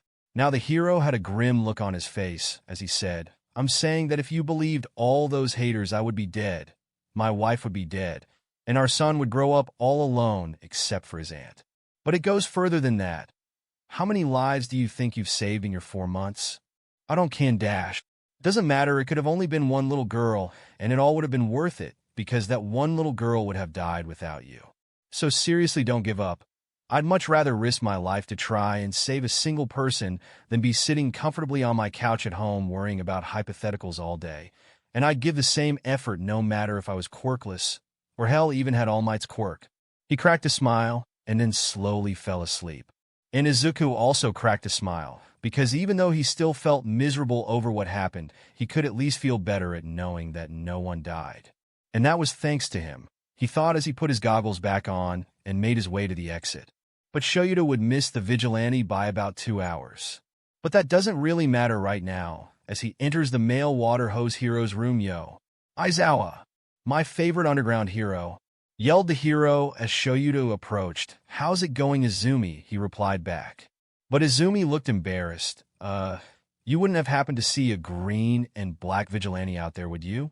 Shoyuta shook his head. No, I was hoping to catch him before he vanished myself. Do you mean that literally or figuratively? Asked Izumi, but Shoyuta just replied, depends on what answers I got. But why were you looking for him? I think I bothered a nurse until he was brought in and then proceeded to give him a pep talk over his first failure that involved victims. And how did that go? Asked Shoyuta. That's the thing. I don't know. I just hope I didn't say anything embarrassing or too confusing in my drug-filled painkiller high. I'm supposed to be the surfer bro, while Koharu is the wise woman. He sighed in defeat. While whatever he said sounded humorous, Shoyuta decided that they should get off the ghost topic for a while. Speaking of the other Izumis, how come you are alone in here? The man came out of his slump at the mention of his family. Koharu is actually just a few rooms over. Koda and my sister-in-law visited me first, but I eventually had to tell them to run off and check up on her. According to the doctors, she had to go into surgery for what that murderer did to her arm, but I haven't been told much else since I'm in the middle of recovering myself. Shoyuta could hear his plea from a mile away, so he smirked as he stood up from his chair and said, "Well, I need to leave soon, but I think I'll do a little check on her as well." And with that, Aizawa left the room to check up on the other water hose hero. So Kaiman Izumi waited, and waited, and waited, and waited, and waited. But when Aizawa returned, he had a much more grim look in his eyes. And that grim look stayed as he sat back down in his chair and slowly exhaled. Kaiman was starting to get worried, so he said, "Hey, come on, cheer up. It can't be that bad, right?" Aizawa finally looked up and said, "She's not dead." Immediately, Kaiman was filled with joy as he relaxed into his bed, but that's when he noticed that Aizawa had more to say. So he sighed and said, "There's a but to that, isn't there?" Aizawa grimly nodded and said, "Yeah, I'm sorry, but you're going to be the only hero named Water Hose for a while." When Izuku woke up the next day, he felt better mentally, but he felt so much worse physically. He tried to sit up, but his ribs protested the movement. He was getting ready to ask his mom to stay home from school when he remembered, "Oh yeah, I can just pause time. Man, even after 4 months, I keep forgetting how many uses this quirk has." Which is exactly what he did. He paused time and went right back to bed. He doesn't know how long he stayed asleep since all the clocks were frozen, but when he tried to sit up now, it hurt much less. That's not to say it was zero or a small amount, just that now it was something Izuku could handle. So he slowly sat up and got dressed for school, and only then did he unpause.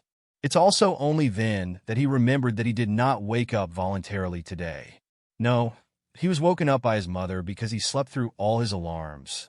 Meaning that because of his pain-filled and then sleep-filled mind, he mumbled something about having a quirk for 4 months and then proceeded to teleport into a sitting-up position fully dressed. Right in front of his mother, who had not left the room yet. It's safe to say she started freaking out. "Izuku, honey, what did you just do?" And man, did Izuku wish his quirk was rewind instead of pausing right now. But since it wasn't, he awkwardly rubbed the back of his head and said, "Would you believe me if I said that I just got dressed when you weren't looking?" And now she had a scolding look as she crossed her arms and said, "Explain now." So Izuku sighed, knowing she wouldn't drop this, and said, "Well, you know the sludge villain incident? About 4 months ago? Yeah, well, Kakin wasn't the first victim." He contemplated telling her the whole truth, but decided to blank out how he got saved by All Might, or that he can pause time until he can get her reaction to just the basics. So, yeah, I was walking home and just found myself suddenly engulfed in living sludge. But don't worry, Mom, I wasn't hurt. Because while I was drowning, I think my quirk got forcefully activated, because next thing I know, I was sitting on the roof of an office building. By this point, his mom was close to breaking down in tears, so he decided to end it there. After that, I tried doing it again and again until I figured out how to tell her. "Port," he said from now on the other side of the room, and over the last 4 months, I've been experimenting with it every day. "Isn't it great, Mom? I can finally be a hero." At those words, the Midoriya waterfall tears had officially opened for business, as he was forced into a crushing hug. "Izuku, did you think the only reason I didn't want you to be a hero was because you were quirkless? Oh my God, I've been a terrible mother. No, honey, you could have had the strongest quirk in the world, and I still wouldn't have wanted you to go out into the world and get hurt. But I also never meant to make you think I wasn't proud of your dream. I was just a scared mother." And with that said, now they were both crying. The surrounding block would think that they had a miniature flood hit them. But once they had calmed down, Inko grabbed him by the shoulders and looked him right in the eyes. "Izuku Midoriya, I promise that from now on I won't try to discourage your dream of being a hero, and that would have gone for you if you were still quirkless as well. But just know that being scared for you is my job as a mother. So please cut me some slack if I don't exactly enjoy watching you get hurt, okay? Izuku wiped his teary face and pulled his mom into another hug. Don't worry, I already forgive you. The both laughed at that, but since this was going so well, he decided he could show a little more of the truth. Hey, Mom. Yes, honey? You know how I said that I teleported out of the sludge? Yes? I kind of lied since I was actually saved by All Might, and he signed my notebook, but I wanted to ask him a question, so I kind of, maybe sorta, grabbed onto his leg and got flown into the air, where he then landed on a roof and told me that becoming a quirkless hero was pointless. And the thing that actually awakened by Quirk was the devastation I felt after he left me alone on that roof alone. He said what? I think his exact words were that if you still want to help people, then become a police officer or a paramedic. Sure, they get overshadowed by the heroes, but at least you will be able to do something in those jobs. He said, what?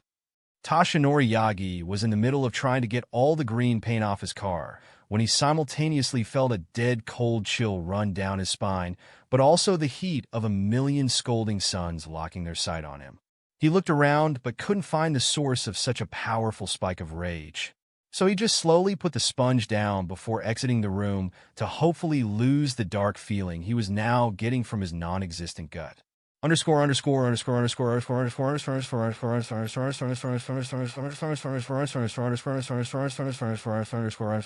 Score.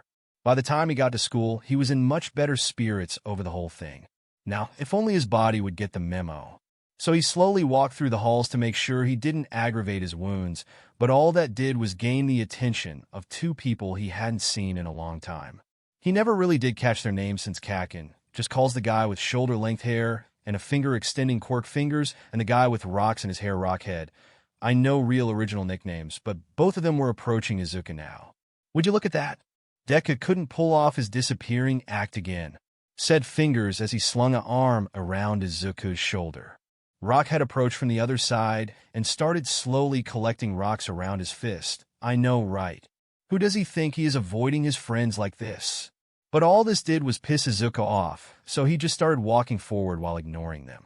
That's when Rockhead grabbed him by the shirt and pulled him back. Hey, Deku, who said you could leave? Huh. Please let go of me, or I will make you, he mumbled out while grabbing the rock-covered hand. They both just laughed and said, oh yeah, I'd like to see your quirkless ass try. Now it was Izuku's turn to laugh. Actually, I'm heading downtown to get that fixed after school. That stopped their laughing, and now they were just staring at him in confusion and maybe fear. So Izuku simply teleported behind them and leaned close to their ears and said, which means I no longer have to hide from you guys. He then stood back up and clapped them both on the shoulders while saying, so would you kindly move out of the way, or do you want to test the limits of my trauma-induced teleportation quirk? They made the right choice and quickly walked away, which allowed Izuku to peacefully walk the rest of the way to class, where besides a couple of whispers about Deku getting a quirk, he wasn't bothered and was allowed to peacefully do his work. But these whispers also allowed Katsuki to finally connect all the dots. Deku said something about beating a villain on the day after the sludge villain.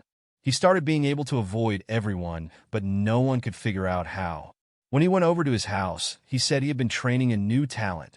He has been slowly gaining the confidence he lost as a quirkless child back. And now people is saying something about a trauma-induced teleportation quirk. It all makes complete sense, and Katsuki is pissed off that it took him 4 months to realize it. Deku gained a quirk after almost dying. He contemplated telling Deku exactly what he thought about him hiding his real power for 4 months, but decided against it after thinking about how their last conversation went. Yet if he knew someone like Katsuki, he probably wouldn't want to talk to them about anything either. Whatever. If Deku's shitty teleportation is as good as Fingers and Rockhead said, then I'll just make sure to destroy his useless ass at UA. No one heard this proclamation except Katsuki, and Katsuki didn't even realize he said it UA instead of before UA. Once the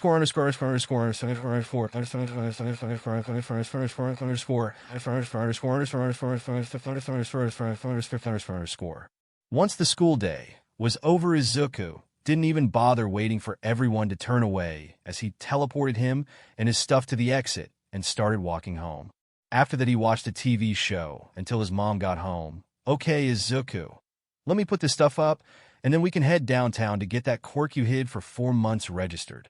Izuku had to get his petty streak from somewhere, and she was definitely still mad at him for hiding something like this.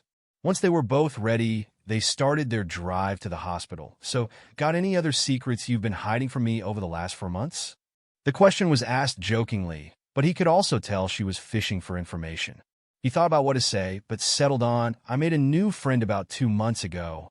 She turned down a small street, while saying, "The one you spent almost 2 weeks straight hanging out with?"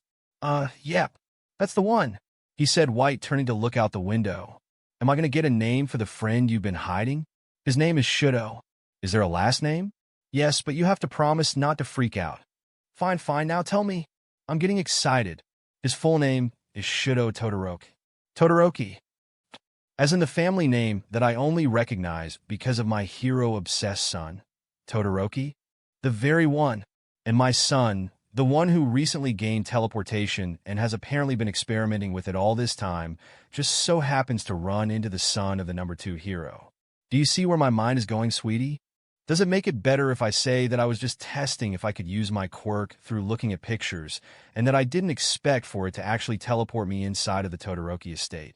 He made the teleportation quirk lie up on the spot when she found out, but with all the time he has had at school, he has thought of how to explain basically everything as a powerful teleportation quirk.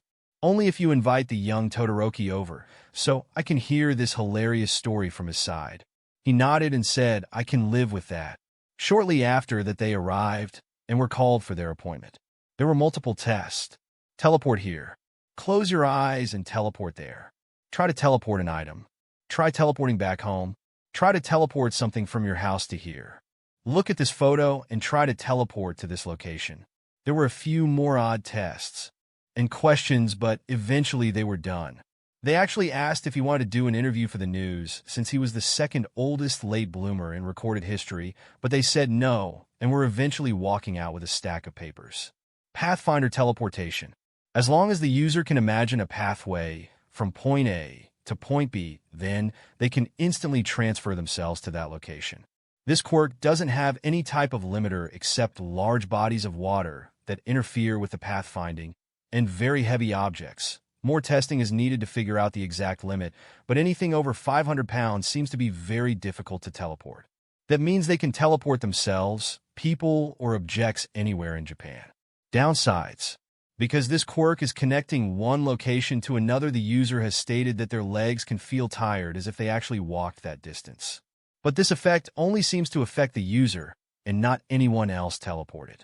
That means that a case of quirk exhaustion could look like if you overexert your muscles. Recommendations. We recommend that the user make sure to exercise and stretch their legs, since that seems to be the most affected area. We also recommend that they work out the rest of their muscles, since that seems to increase the weight limit. And so they went home and enjoyed each other's company for the rest of the day.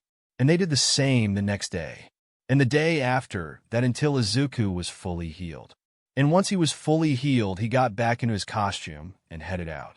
It feels nice to just run across building rooftops and deal with the small criminals after almost dying because of a super dangerous villain, he thought just as he got done jumping from a street lamp to the building on the other side of the road. He then unpaused and sat down on the roof. Is it weird for a patrol around Japan to be relaxing? He shrugged and said probably, before hearing the sounds of someone screaming and standing up. He was just about to start running in that direction when instead a dark smoke-like portal opened up beneath his feet. "Oh, shit! Oh, shit!" Izuku yelled as he fell into the portal and quickly found his face acquainted with the hardwood floors of a dimly lit bar. And his less-than-stellar entrance was met with laughter that sounded like it was coming from someone who tried to eat a desert. He turned to face the voice and found a blue-haired teen who was covered in hands was laughing while taking a sip of what he could only assume was alcohol. He slowly stood up while mumbling something about, "How can you be drinking something and still sound like your vocal cords were thrown into a blender?" "What was that?" asked the teen, but Izuku just replied with a nothing while he dusted himself off. Once he was free of a surprising amount of dust bunnies and could get a better look at the hands on the guy's costume, he noticed how much detail they all had.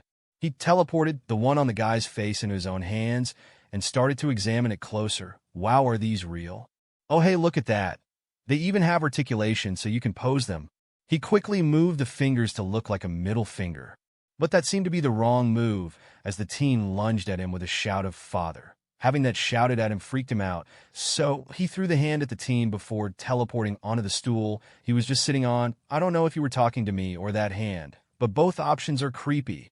The teen carefully put the hand back on his face, and then scowled as he said, "You cheat. How dare you try to pickpocket Father?"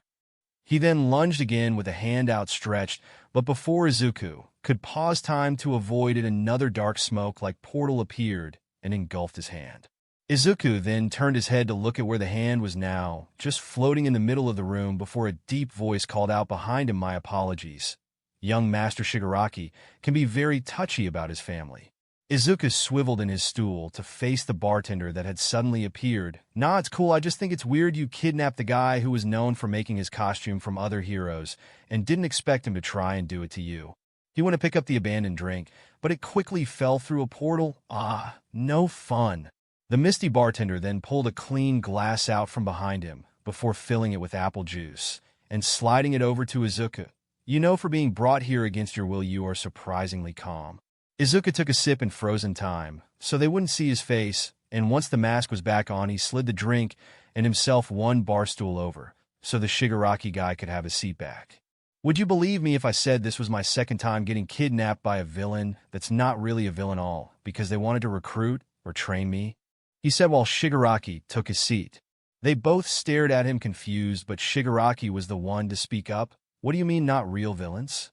And why would we be trying to recruit a hack like you? We already have a teleporter, and from what I've seen, Kurogiri has the better build." He pointed at the bartender, so he assumed that he was Kurogiri. Izuku laughed as he stood up, "But that's the thing. I don't have a teleportation build. As you said, I'm literally running from place to place, so I would actually be classified as a rogue with a maxed out speed stat." He could hear the newly named Kurogiri mumble something about, "Oh God, not another one." But he ignored it as he continued, and as for the not really villains thing, it was sorta an educated guess. "Based on what exactly?" asked Kurogiri while he started to clean out the now empty apple juice glass. Izuku started to count something on his fingers, and then said, "Well, for starters, I was kidnapped by this guy called Mr. Compress, and he teeters on the edge of villain often, but I haven't tried to stop him since no one is getting hurt anyways." "You want to know how I learned his name?" "Because he introduced himself. Compare that to you guys whose names I only learned because of each other, and we're off to a bad start." Shigaraki and Kurogiri. Shigaraki scowled and adjusted the hand on his face before saying, "Well, we had an introductory cutscene, but you skipped past it with your glitches. I bet Mr. Compress would have found a way to activate the cutscene even if he had been dealing with a glitchy character." He mumbled, which in turn caused Kurogiri to sigh and say, "Well, we are the League of Villains Cough Flame Cough, and we plan to kill All Might." Is that it?" "Yes. Why the hell would we need anything beyond that?" yelled Shigaraki. No. It's certainly an ambitious goal for a league of only two dash." He then examined the TV in the corner with a red light on and said, "Okay, a league of only 3 members. But that doesn't explain why you were trying to recruit a vigilante who regularly helps heroes and saves people. But don't you hate All Might? I mean, we've seen some of the ways you have ruined his day multiple times a week. Not to mention what you did to that muscular guy," said Shigaraki, but Izuku just chuckled. "Hate is a strong word. Do I have a distaste for the man? Yes. Do I enjoy messing his day up in the same way he messed up mine? Definitely. But would I wish death upon him? Nah. The only one who can do that is my mother." And with that said, he plopped himself down on the couch in the corner and opened up his phone, but stopped and thought about it. Also, that muscular thing was a one-time. I like to stick to capture, but that guy just really got under my skin. Kind of funny when you think about his quirk. Shigaraki stood up and stretched his arms. "So, this was all a complete waste of time, huh?" "Yep. Good, because you were really starting to piss me off, and do you know what I do to stuff that pisses me off?" he asked while slowly approaching. "I don't know, probably ask the retired supervillain that's been watching this entire thing." He pointed up at the TV on the wall and then went back to playing on his phone. "No, I turn them to dust. Wait, what did you say? You know, the supervillain that probably saved your life or something and then tried to fight All Might to the death, which led to your hatred for the number one. And no offense, Shiggy. Can I call you Shiggy? Doesn't matter. I'm already doing it. But the only way you would end up as leader if it was just the two of you is if Kurogiri submitted his entire being to serve you, and even then he probably only did it because his boss made him. And as Shigaraki and Kurogiri had absolute gobsmacked expressions, Izuku took that moment to take a selfie with both of them. He then put his phone up and hopped off the couch. Well, it's been lovely hanging with you all, but I think I've overstayed my welcome. He made his way to the door, but Shigaraki told Kurogiri to cover all the exits. Izuku turned back around to face them and said, "Hey now, even though you have openly admitted to wanting to kill All Might, I was going to let you off with a warning until I caught you in the act of committing a crime. But if you guys are seriously trying to attack me, then I will have no choice but to bring vigilante justice. So remove the portal barrier before I start removing how many walls hold this place up." Shigaraki got into a battle stance and said, "You already told us your quirk is super speed, so don't try to bluff your way out." Izuku also got into a battle stance and said, "I'm not bluffing. Don't you know what happens to immense inertia when it hits an obstacle?" But before Izuku could pause time, a powerful voice called out and demanded everyone's attention. "I think your show has gone far enough, little ghost." The one least affected was Shigaraki as he whined out, "But sensei, you said I could destroy everything I hate, and I hate this cocky-mouthed cheat of an NPC. All in due time, Tamura. But you heard the boy. He will come chase you down the second he hears about your league causing trouble. So why don't you let him leave before Kurogiri's bar becomes more dust than building?" Shigaraki scowled but eventually sighed and told Kurogiri to make the warp gate lead to where they picked him up. Izuku made sure the portal led to the right place and then bid his farewell, but not before the powerful voice called out one last time, "Oh, and little ghost? I just want you to know that when we cross paths again, All for One will be your downfall instead of your savior." And then the smoky warp gate faded out and Izuku was left alone. Well, that was creepy. He then pulled out his phone and texted two different people. Todoroki didn't respond, but Jiren did. "Do you remember? Hey, for now I'll make sure that any invites don't include the League of Villains. Sad face. Oh wow, I didn't know I was allowed to control your meetups and opportunities. Wasn't it one of the things Mr. Compress advertised about you? It is, but it usually takes a couple of months before anyone trusts me enough with that type of stuff. You've had like 10 invites ever since I gained your contact information. I was just waiting for a good opportunity to show you them." Oh wow, how considerate. But maybe save them for tomorrow. As you can probably tell, I just got out of a forced meeting and it did not go well. Completely understandable, and don't worry, I make sure the invites fit my customers before sending it to them. So I think you will enjoy the ones I picked out a lot more. Sounds good to me. Done with it, he paused time and walked all the way home. He wasn't sure how they found him the first time around, but he was going to make damn sure they couldn't do it again. And so once he was changed and was ready for bed, he laid down and checked his phone. Hey, what's Todoroki doing up so late? Shido Todoroki. Guess who got kidnapped again? Smokey and Dust Surprise. Only you would be able to scare the people who kidnap you. 1 hour later. Hey, it's the middle of the night. Why are you awake? But you are the one who texted me. Don't try to change the subject, mister. I have the excuse of being a vigilante. Late night training session. Well, once you get done admiring my skills at spooking villains, go to sleep. No dear friend of mine will be sleep deprived. Once again you texted me, and you need sleep as well. Sad face. It still freaks me out when he uses those, Izuku said before replying. I thought we already established that I am a fifth-dimensional being. Sleep is a concept that only applies to you mortals, which is why you should be doing it right now. You are ridiculous. Sometimes I question why I am friends with you. I love you too to do. Izuku chuckled at his own message and then closed his phone and went to sleep. And just as Jiren promised, when he woke up he was met with 10 new messages from the man. And seeing as how it was a Sunday and his mom would be at work for most of it, he decided that he would just spend the entire day in costume. So he ate a quick breakfast, suited up, and then finally looked through what Jiren sent him. About 8 of them were people wishing to join forces with him, so he ignored those.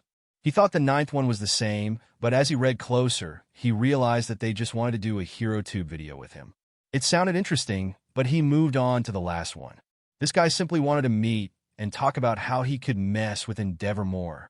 He always loves a good prank, so he texted Jiren that he wants to do the 10th one today and then the 9th one another day. But he knew setting up meetings would probably take a while, so he decided to mess with his favorite people while he waited. It was a Sunday, so there were no students on campus. It was exactly how Shoyuta would like it, but it just bored the hell out of Nemuri. She was in the middle of printing some stuff out for Monday when the door to the room slammed open. She whipped her head over to look at who was being so noisy, but no one was there. Which was weird, but Nemuri just turned back around and got to printing. Except when she did turn around, there was now a note that wasn't there before. It read, "I heard you like pranks," with a massive G on the back. She instantly knew this was the work of Shuta's little vigilante friend, and so she pumped her fist in excitement, and then slipped into her midnight persona. "Okay, little boy, let's see what you got," she said while carefully observing her surroundings. She wasn't going to make it easy to mess with her. She couldn't call herself a dominatrix if she did. Which is exactly why she caught how one of the desks in the room suddenly shifted a few inches. She slowly walked over, and on the desk was another note. "Do you like scary movies?" Midnight immediately responded with, "Nope. I just like pretty much all of them. In fact, the only list I could make about horror movies are my least favorites."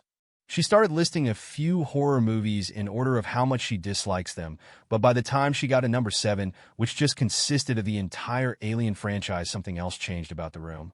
The door to the closest in this room suddenly swung open with a loud bang, but Midnight didn't flinch. Then the light in the closet flickered on all by itself, and that did creep her out a little. But with the light on, she could now see that another note was sitting on a shelf inside. She swayed her hips as she slowly walked over. Naughty, naughty boy, trying to get a woman to walk into such a small box. But she did end up walking in and reading the note. Boo! The door to the closet slammed shut and the light flickered off. But Midnight just rolled her eyes and said, "I'll give you points for style, Ghost, but this is pretty lackluster so far." She then tried to open the door, but it wouldn't budge. "Okay, now that's more like it. What's next?" After that, she tried the light, but that didn't work either. Wait. Let me guess. Next, you're going to use a plastic spider to scare me. Well, you should know that it's going to take more than that to spook a woman of my caliber. Suddenly, the light was back on, and the card in her hand read something new. "Don't worry, I know that plastic spiders would never scare you." Midnight chuckled, but then she felt something crawling on her back. And while she doesn't want to admit it, she did screech like a little girl while trying to smack it off. A few seconds later, the door swung open, and she tumbled out. But just as she stood up, a glitter cannon exploded right in front of her, which covered her entire outfit in multicolored glitter. But now it was Midnight's turn to laugh. I'm the R-rated hero boy. Glitter only makes me stronger." She laughed a little more before a note gracefully fell from the ceiling. She snatched it out of the air and read it. The glitter is actually very tiny outlines of spiders. She immediately looked closer at the glitter on her arm, and sure enough, they were all tiny spiders. She crumpled to her knees and yelled to the heavens above. "No!" Present Mike continued, following the cards scattered across the school with little positive messages like, "Getting warmer," or "Just 100 more steps," until he found himself in front of Gym Gamma, also known as Cementas's sandbox. Speaking of Cementasio, Ishiyama, did you set this up? Because that was definitely the most creative way to make sure I still got my steps in for the day, said Present Mike while he approached the cement hero, who was currently just standing in the middle of the gym. Oh no. Sorry to disappoint Yamada, but I'm just as confused as you about who set this up, said Cementas. A few seconds later, Eraserhead walked in while Nezu rode atop his shoulder, and as they approached, they could hear what they were talking about. "After looking at the cards and the notes he has written me, I'm certain that this is Ghost. But I wonder why he would change it up now. What made him switch from just proving he could break into setting up a scavenger hunt for my employees? Doesn't all it prove is that he's getting cockier? He broke into UA to deliver a note, and now he is breaking in to deliver a bunch of notes," said Eraserhead, but Nezu disagreed and said there must be more to it than just too much confidence. The last to arrive was Snipe and Ectoplasm, and shortly after they entered, 6 note cards cascaded from somewhere in the ceiling. Most of them were able to catch the card midair, but Ectoplasm and Present Mix made it all the way to the floor due to clumsiness. But it didn't matter, since they all said the same thing. "Shambles. Shortly after they read it, the lights went out for a few seconds. But when they came back on, everyone had switched places with one another, and their outfits had been mixed up. The only one not in someone else's spot was Nezu, who was now sitting next to the wall with a few more cards and a cup of tea. But back to the outfit swapping. Eraserhead was wearing Present Mix shades. Present Mike was wearing Ectoplasm's coat that had no armholes. Ectoplasm had Snipe's hat and cloak on. Cementas was wearing Present Mix leather jacket. And even though Ectoplasm was currently wearing Snipe's cloak, that only thing that looked missing was his hat. For whatever reason, he was wearing an identical cloak. Present Mike immediately started to laugh, but thankfully it was at a safe volume. Okay, this is pretty funny, but how come nothing happened to you, Mayano? Snipe was staring at Ectoplasm, but just shrugged and said, I guess the little varmint found where I now keep extras in case of anything similar happening to how I lost my original. Present Mix's eyes then shot wide open when Snipe turned around, but it was Nezu who responded, Actually, Snipe, I believe Ghost returned your original cloak. Again. He then took a sip of the tea and mumbled something along the lines of, Who knew teleporting vigilantes could make such a splendid cup of tea? But at that first comment, Snipe pulled the cloak as far as it would go so he could see the back, only to be once again met with that horrible cloak that was bedazzled with green gems to make a bunny.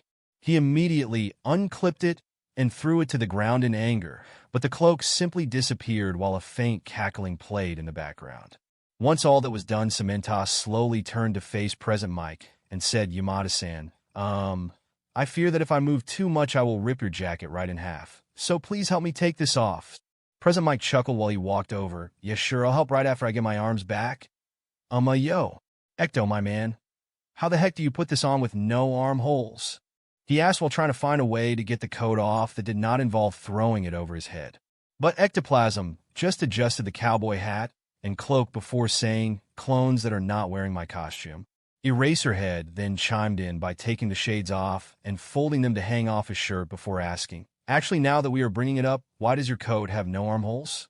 It seems very illogical to lock off two limbs, even if you only use your legs and clones. But Ectoplasm just shrugged before showing off his arms that were now fully exposed thanks to the cloak. The villain that took my legs was actually aiming to take all my limbs. The doctors were able to save my arms, obviously, but there was still some permanent damage. He then brought them back under the shadow casted by the clock. So in simple terms, my arms are decent at everything you need out of a teacher, which is why I keep the coat mostly unclipped at UA. He then walked over to present Mike and undid every button except the top two while saying, But you try to use them to lift a heavy object or throw a good punch, and you will find yourself more useless than a fly with no wings. They all nodded at the explanation while Mike carefully got the jacket off of Cementas's thick arms. Yeah. Then it would just be called a walk. Everyone got a good chuckle out of that before Snipe turned to Nezu and said, So how did he mess with you? Nezu looked up from where he was reading a few cards and said, Actually, I was never supposed to be a part of this joke. It says it right here. He held up a piece of paper and then read it out loud. Dear Nezu, I know that you hate most human contact, which is why when I found you riding on the shoulder of my favorite underground hero, I simply moved you over to the wall. P.S. I hope you enjoy the tea as compensation. He then took another sip of said tea and said, And I must say that they are fantastic at it as well. Eraserhead then walked over and grabbed some of the other notes. Snipe should really try to throw away my masterpiece. Is it just me, or does Ectoplasm's shiny helmet just look like the perfect place to put a cowboy hat? Don't tell Eraserhead that I swapped something else on his outfit. I want to see how long it takes him to notice. He dropped the other cards and started inspecting his outfit while saying, Why the hell is a vigilante passing notes to you like it's fucking middle school? But Nezu just collected the scattered cards and said, Language Aizawa. But to answer your question, I believe it mostly has to do with my intelligence. He is known as the Prankster Vigilante for a reason, but how do you go about messing with someone who is smarter than almost all humans? Simple. You give them a puzzle that can only be solved after you solve some smaller puzzles. I mean, just this card alone has given me more puzzle pieces. He said that the reason he didn't shuffle my costume like the rest of you was because he knew that I dislike most human contact. But if he had a teleportation quirk, why would he need to worry about human contact? By this point, Nezu was absolutely buzzing with energy, so Eraserhead just slowly backed away. Shortly after that, he pulled his goggles out of the folds of his scarf and discovered that he was holding the green ones that Ghost wears. He simply sighed and chucked them behind his head, knowing that they would never actually meet the ground. Okay, so that means we are still missing one item from this hilarious prank. And as if Ghost was listening in the entire time, a new note fell from the sky, which Eraserhead immediately snatched. If you wish to end this strife, then look for the beans of life. Everyone else was confused why Aizawa immediately took off without even telling them what it said, but Nezu simply climbed up Snipe and said, well, what are we waiting for? Catch up to the man, my staff. As Nemuri made her way back to the staff room, still covered in sparkly little spiders, she was passed by a practically sprinting Shoyuta, and shortly after that she got passed by almost the entire staff. Hizashi did stay behind a little and ask about the glitter, but Nemuri just played it off on wanting to be extra shiny today. You got pranked, didn't you? Of course, since Hizashi was recently pranked himself, he could easily see through her lie. At that comment, she brought a hand over her heart and said, he covered me in spider glitter, even though it's the middle of August. Why couldn't he have done this just 2 months later? Hizashi tried to pat her shoulder in comfort, but just ended up covering his hand in glitter. Yeesh. That's a lot of glitter. Sorry, Nem, but I can't comfort you through your fashion fiasco until I fix my own. At that comment, she stopped being overly dramatic for laughs and actually looked at what he was wearing. Is that Ectoplasm's coat? Yep, which is why I need to catch up to them. He started to run off, but Nemuri wasn't far behind because she now needed to see how everyone else's outfits got messed up, which is why she slammed the staff door open, uncaring of how the force caused a bunch of the glitter to fall to the ground, because she was too focused on laughing at how Ectoplasm was in the full cowboy get-up while Snipe just looked like a ticked-off male stripper thanks to all the form-fitting clothes he keeps hidden under that cloak. Cementos simply had a leather jacket over his shoulder, but she could see how it was ripped in certain parts, meaning that he probably had it on earlier. The only difference on Nezu was that he was drinking out of a teacup that didn't belong to his fine china set, but she didn't question it since that's probably as far as she would have gone against Nezu as well. But the funniest part was watching Shoyuta Aizawa, the fearsome underground hero, rummage through the coffee pot until he eventually pulled out his goggles and then proceeded to chuck some triangle-shaped shades at Hizashi. What is so funny over there, MS Living Sparkles? Asked Shoyuta once he was done, wiping off his goggles that were definitely going to smell like coffee for at least a week. Not that he was complaining or anything. But Nemuri simply brushed her hair back dramatically and said, "You're just jealous that Ghost gave me something that I can pull off." She then completely ignored how her dramatic hair flip caused even more glitter to fall to the ground as she made her way inside the room and sat down at her desk. Over the next few minutes, everyone would chat as they fixed their costumes until 13 walked in with an exhausted look displayed across their emotive helmet. "The hell happened to you?" Nemuri asked while trying to wipe some of the glitter onto Hizashi. But all 13 said was, "I think I got sucked into a time vortex," as they made their way over to the coffee machine that by this point had been fixed after Shoyuta ripped it apart looking for his goggles. Now everyone was staring at them, but it was Nezu who spoke up. "Do you care to explain?" 13 simply laughed and said nope, before pouring the entire coffee pot right into a little gap that they opened up on their mask. After fixing their helmet, they turned to face everyone, pointed and laughed at Nemuri and Hizashi, who by this point had about a quarter of what covered her, and then proceeded to leave the room without another word. But whatever happened to 13 won't be discovered today, seeing as how Izuku left UA before they even showed up. His next stop was to mess with All Might. He hadn't done that since Mr. Compress saved him, but now he had a bunch of new material and a theory that he wanted to test. That murderous feeling Tashinori got in the garage did not go away. It only simmered and hid underneath the surface, like a coiled snake ready to pounce the second its prey comes into sight.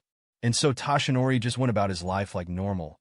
Eat breakfast, fight villains for a few hours, ignore Mirai's calls about finding a successor, eat lunch, do some work around Might Tower, cry in the shower over all the things he has lost, eat dinner, go to bed, and repeat.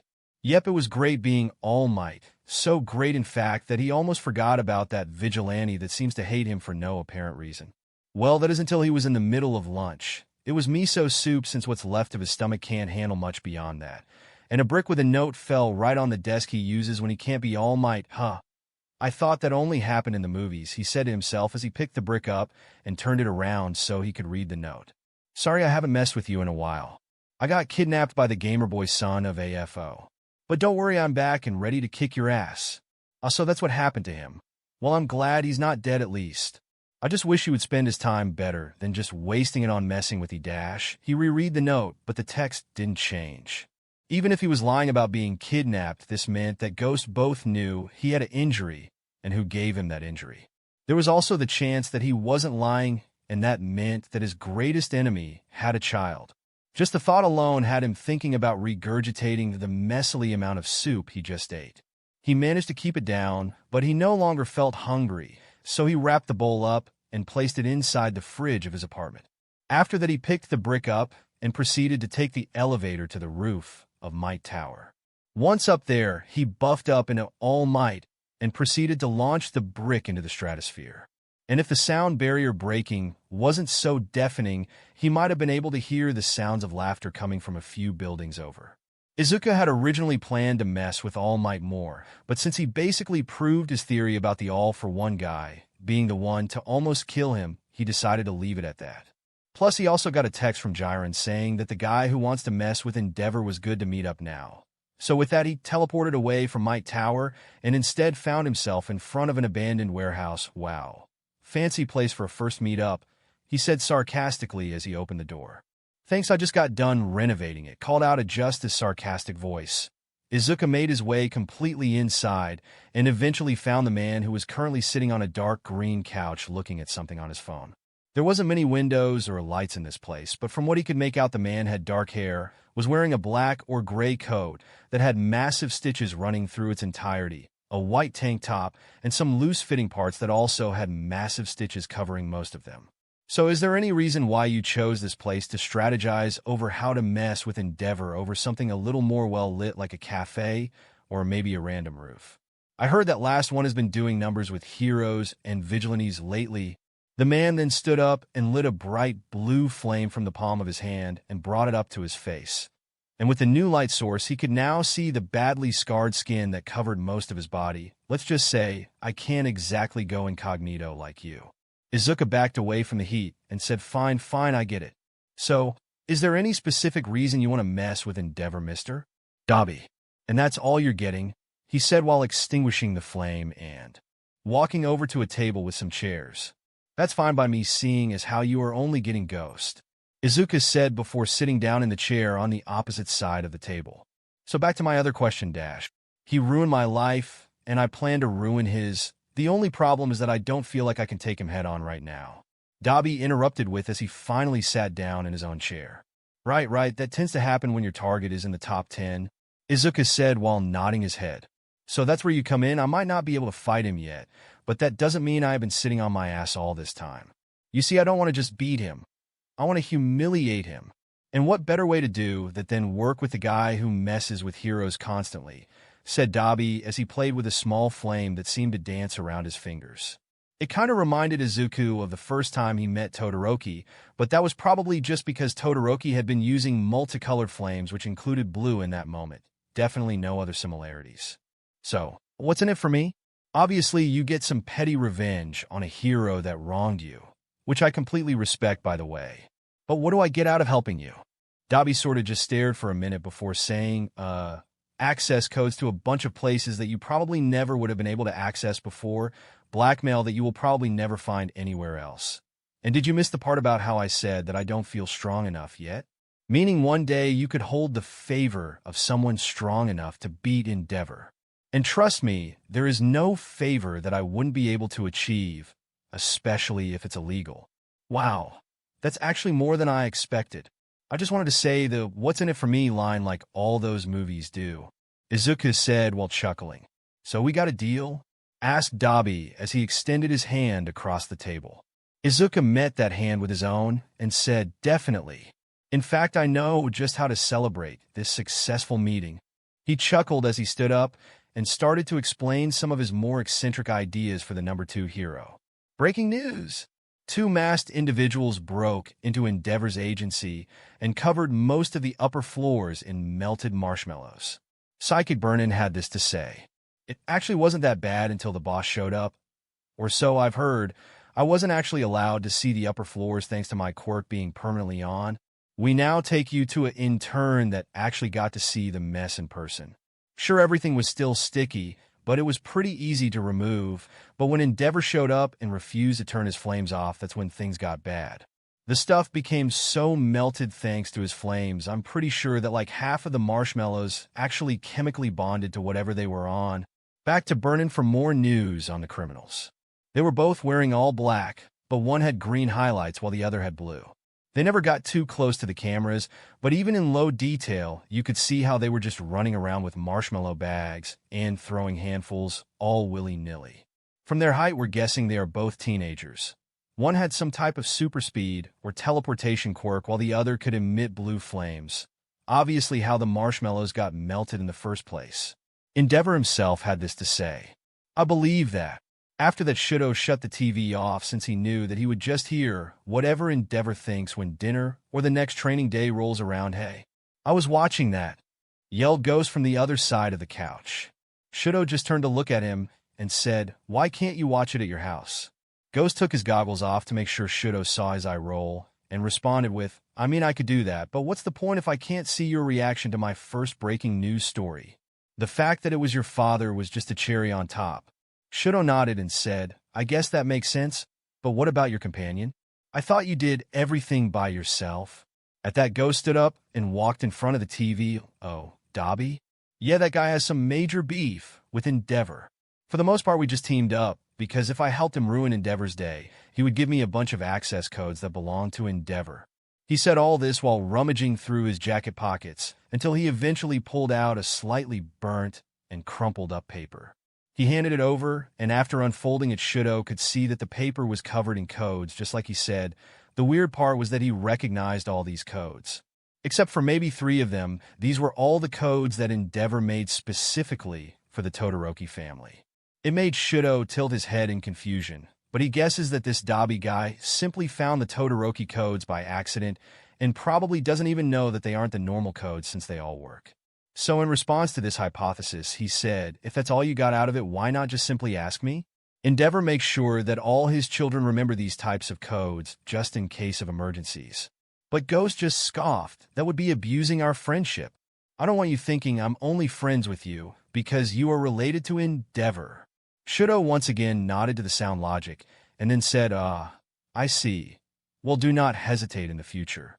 I've already been assured that you are not just looking for connections. This caused Ghost to laugh as he took the paper before sitting back down on the couch. Okay, enough talk about your dad and my partnerships with people who teeter on the edge of being villains. Agreed, but what does that leave us with to talk about? Ghost thought about it for a while before saying, oh, I got it.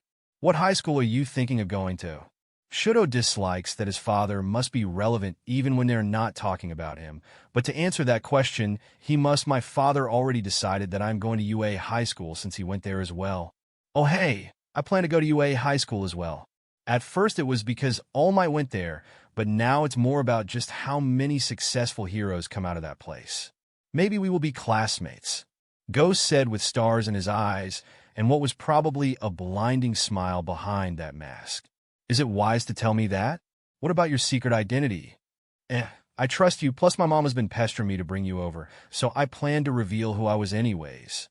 I hadn't known that Ms. Joke knew about me. Yeah, it was this whole ordeal, and I kinda had to drop her name, so she wouldn't start questioning things. Hey, I thought we already went over how Ms. Joke is not my mother. He then sighed, knowing he wouldn't be able to change Todoroki's mind that easily, and said, but back to UA, do you want to make a game out of it? A game out of what? My identity, of course. I mean, think about it. You have ice and fire, while I have one of the strongest super speed quirks that I've ever seen. So we are both definitely getting into UA. Now, if I remember correctly, there are only 2 hero courses, 1A and 1B. You're starting to ramble. All right, thanks for reminding me. The point is, if we both get into UA, our chances of crossing paths is very likely. So what if we make it a game of Clue? That does sound interesting, but what happens if we don't cross paths, or I can't find anyone to connect to Ghost? But Ghost just chuckled and said, trust me, you have all the clues needed to figure out who I am. You have seen my green hair, you have seen my green eyes, you know what my quirk looks like in action, and you even have a piece of my real name, Midoriya. But in the incredibly unlikely event that you can't figure it out, then I'll just say it to your face at, let's say, Oh, I know. The first year sports festival. It usually takes place about a month into the school year, which should give you plenty of time to find me. That sounds good to me. Ghost then looked at the time and stood up. Okay, it's about 30 minutes before my mom gets home and about an hour before Endeavor gets done with that conference meeting. He made his way to the front door of the house before stopping and turning to face Shudo. If it actually takes you more than a month to figure out who I am, then I'm going to make you eat Snipe's hat while I laugh. But barely fazed by that comment, Shudo just fired back with, does that mean I get to make you do something if I win? With all the hints I've given you already, I shouldn't. Ghost then thought about it before shrugging and saying, but why the hell not? Sure, go wild. He then disappeared and left Shudo alone to think.